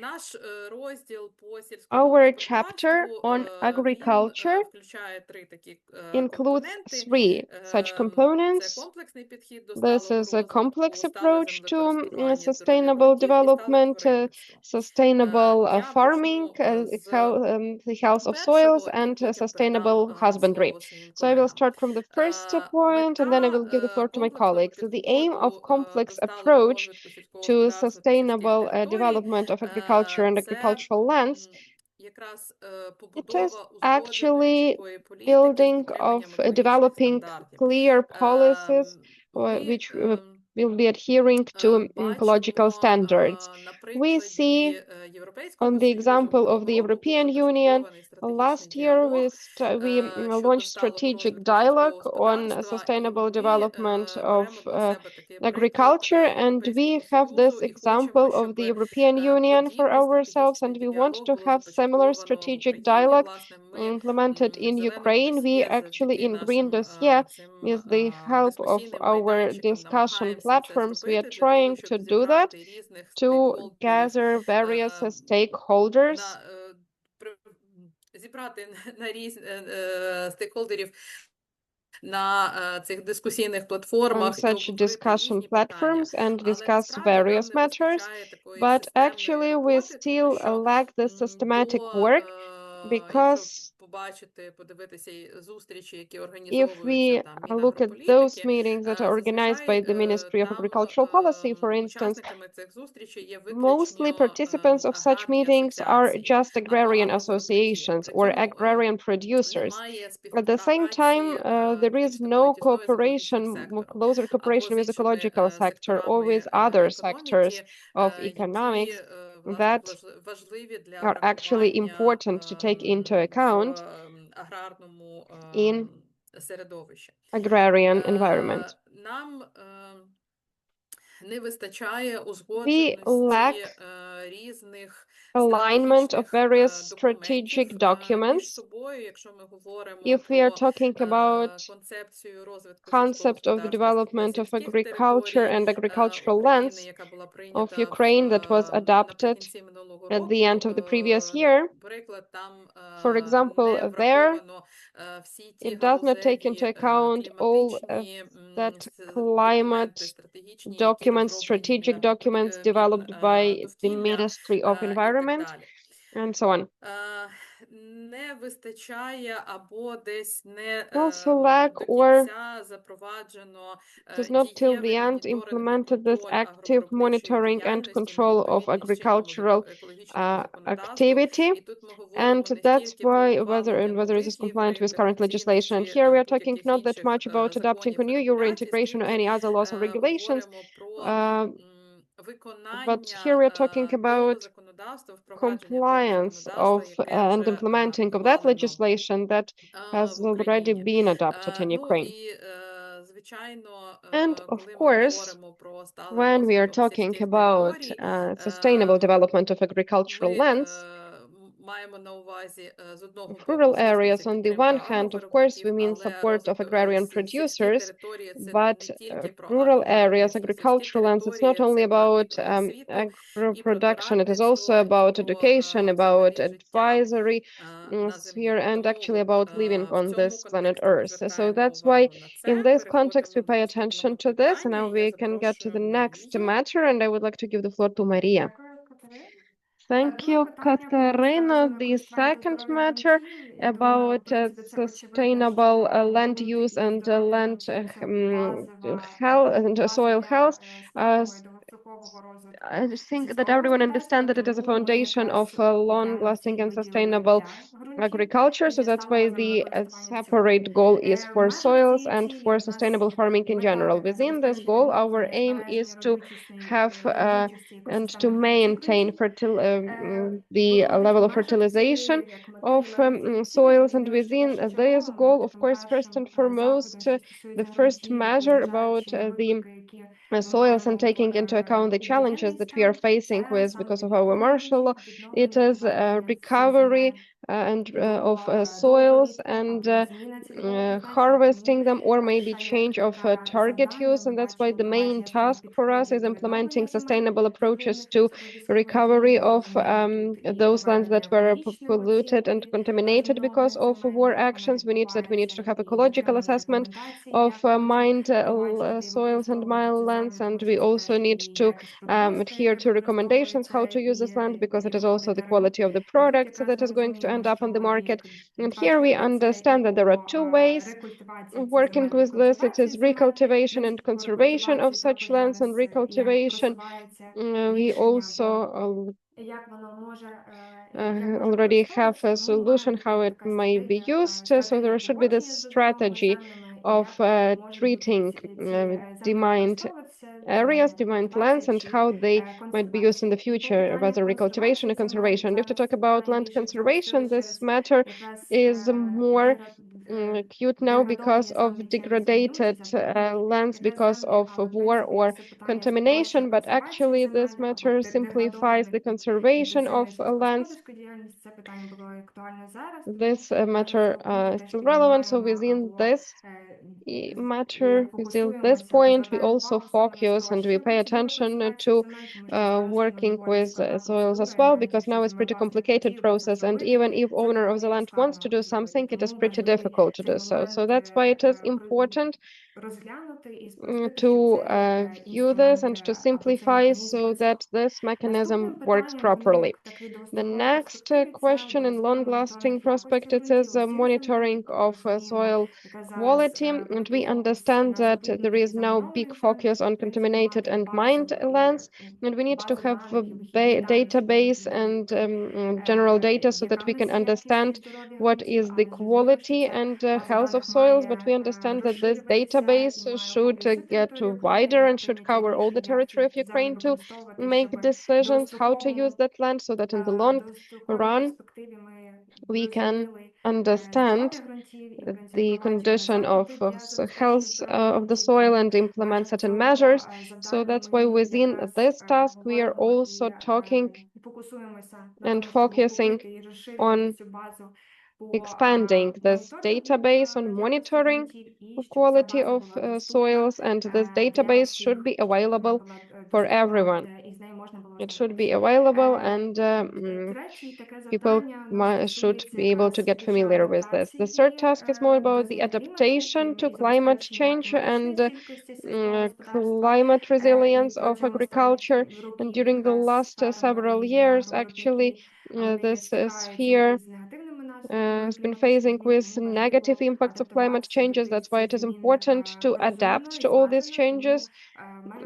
And within this point, we also see that it is important to develop the complex strategy of adaptation of agriculture to climate changes. And now there is the assessment of vulnerability of agriculture to climate changes. And after that, as far as I understand, there will be some kind of action plan or some strategic document that will tell us what to do or how agriculture should get adapted to climate changes. And actually within this strategy or some other strategic document, we need to have the focus on agroecological approaches, because before that, actually one of the solutions of adaptation was irrigation or other amelioration measures, but we understand that it is one of the possible solutions, but we need to have more complex approach to this matter. And as the previous speakers also have mentioned about other measures and generally changes in the practices of agriculture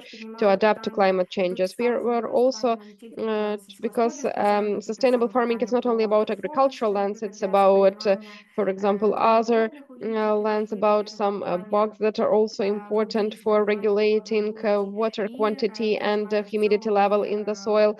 And within that, we are also describing, and we also are taking into account that fact that, that the ecosystem services, because we see that in our legislation, we do not have such definition right now.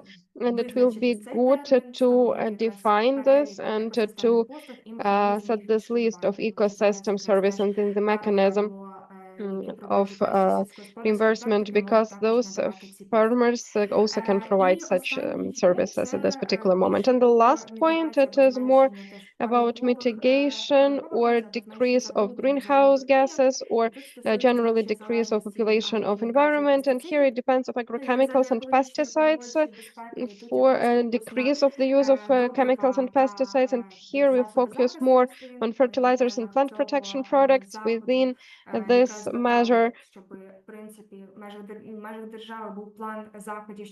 We paid attention that within the state there should be the plan of decreasing using pesticides and promoting of more biological plant protection products. And in the European Union, actually, this focus is also already available on promoting more having production of biological plant protection products so that it is used more.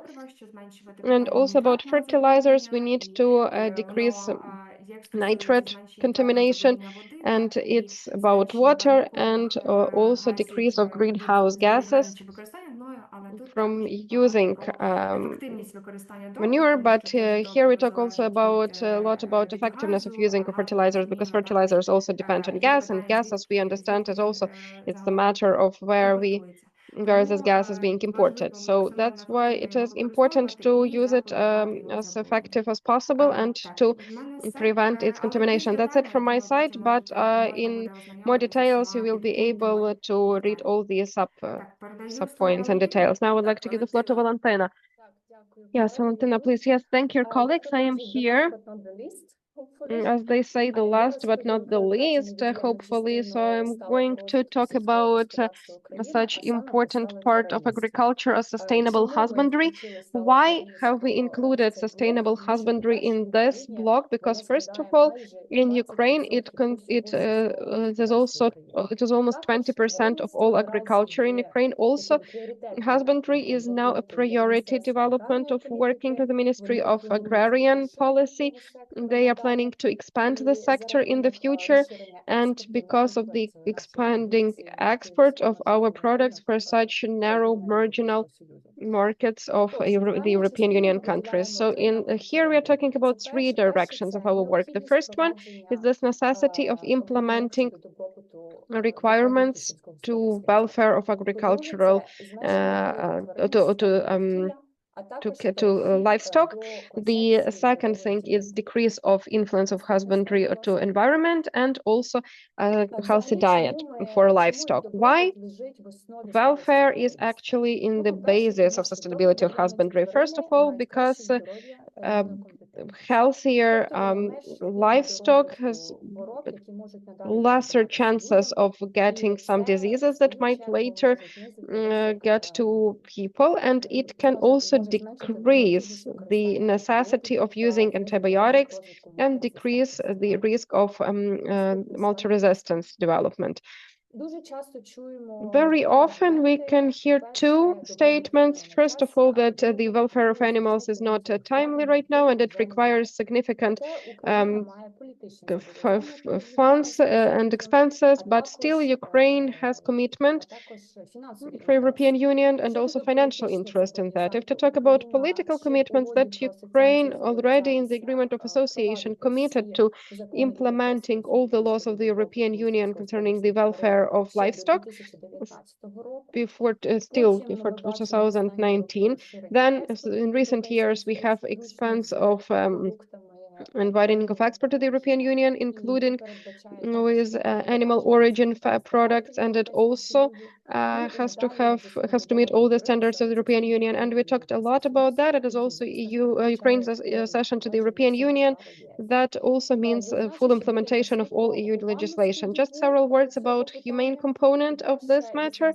First and foremost, 84% of consumers in the EU are for improving conditions. This is the research of the European Commission from 2023.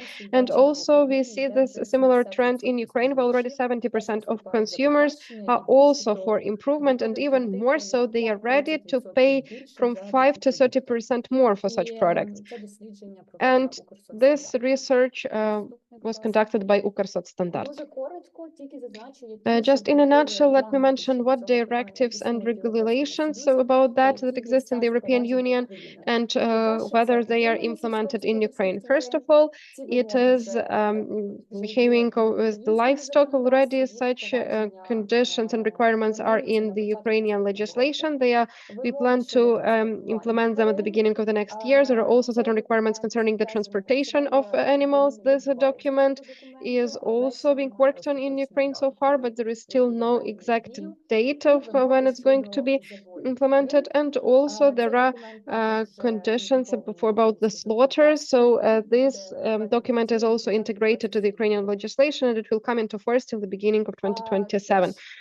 So where the EU is moving in this direction. So first of all, Katarina at the beginning has mentioned that there was a strategic dialogue this year concerning the development of agriculture, and the part of this dialogue was such a document that was published by the European Commission concerning the vision of the development of agriculture, and the welfare of livestock of animals is a big component.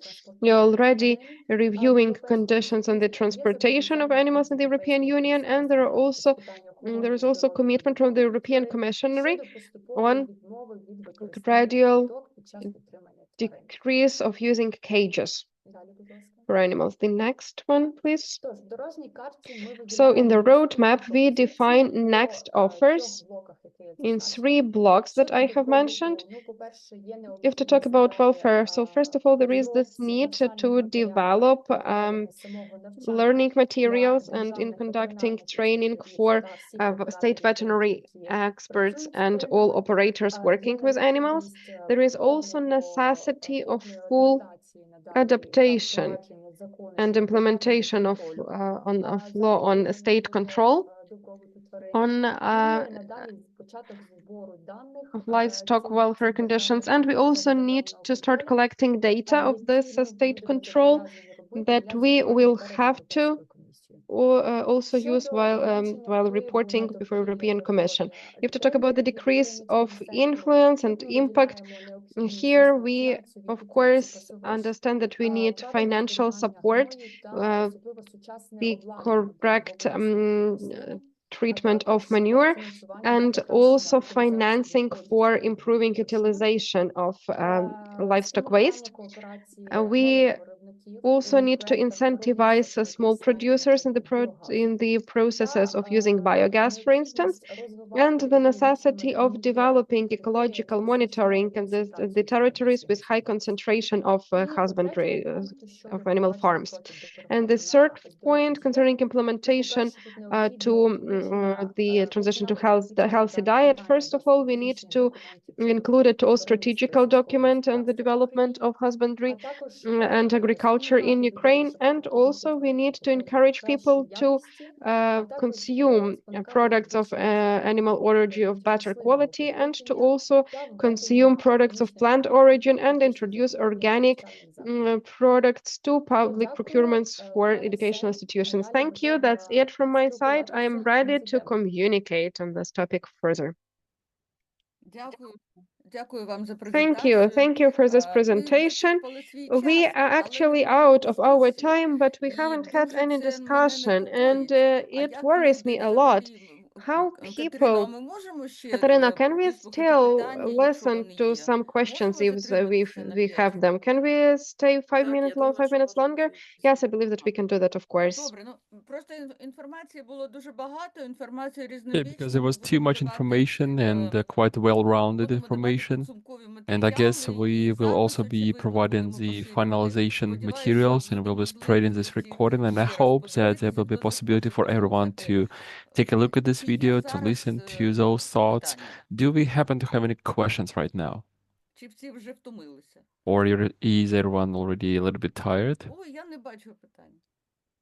Well, by now I do not see any questions. Добре, тоді всім дякуємо Then, all за right, участь. we thank Матеріали, everyone як for the сказала, ми participation. The можемо materials, as ставити we на have said, сайт, we will be лінки posting them та on the website, консультації. providing links, Тобто робота продовжується. meaning that the І я work думаю, is що still наш on. наступний майданчик And I теж think that буде our із дуже складною next темою, platform але will ми also це be будемо happening around a very обговорювати. complicated topic, А but we наразі will я be всім announcing it a дякую little за bit later. участь. Currently, I thank everyone До for наступних the зустрічей. participation and we'll see you next time. Right, and thank you for the organization of this kind of meetings. Якщо будуть питання, Right, thank пишіть. you Пошту for the всі маєте organizers. If you нашу. happen to have any Будемо раді questions, you all відповідати. have our email. We'll be happy to respond it.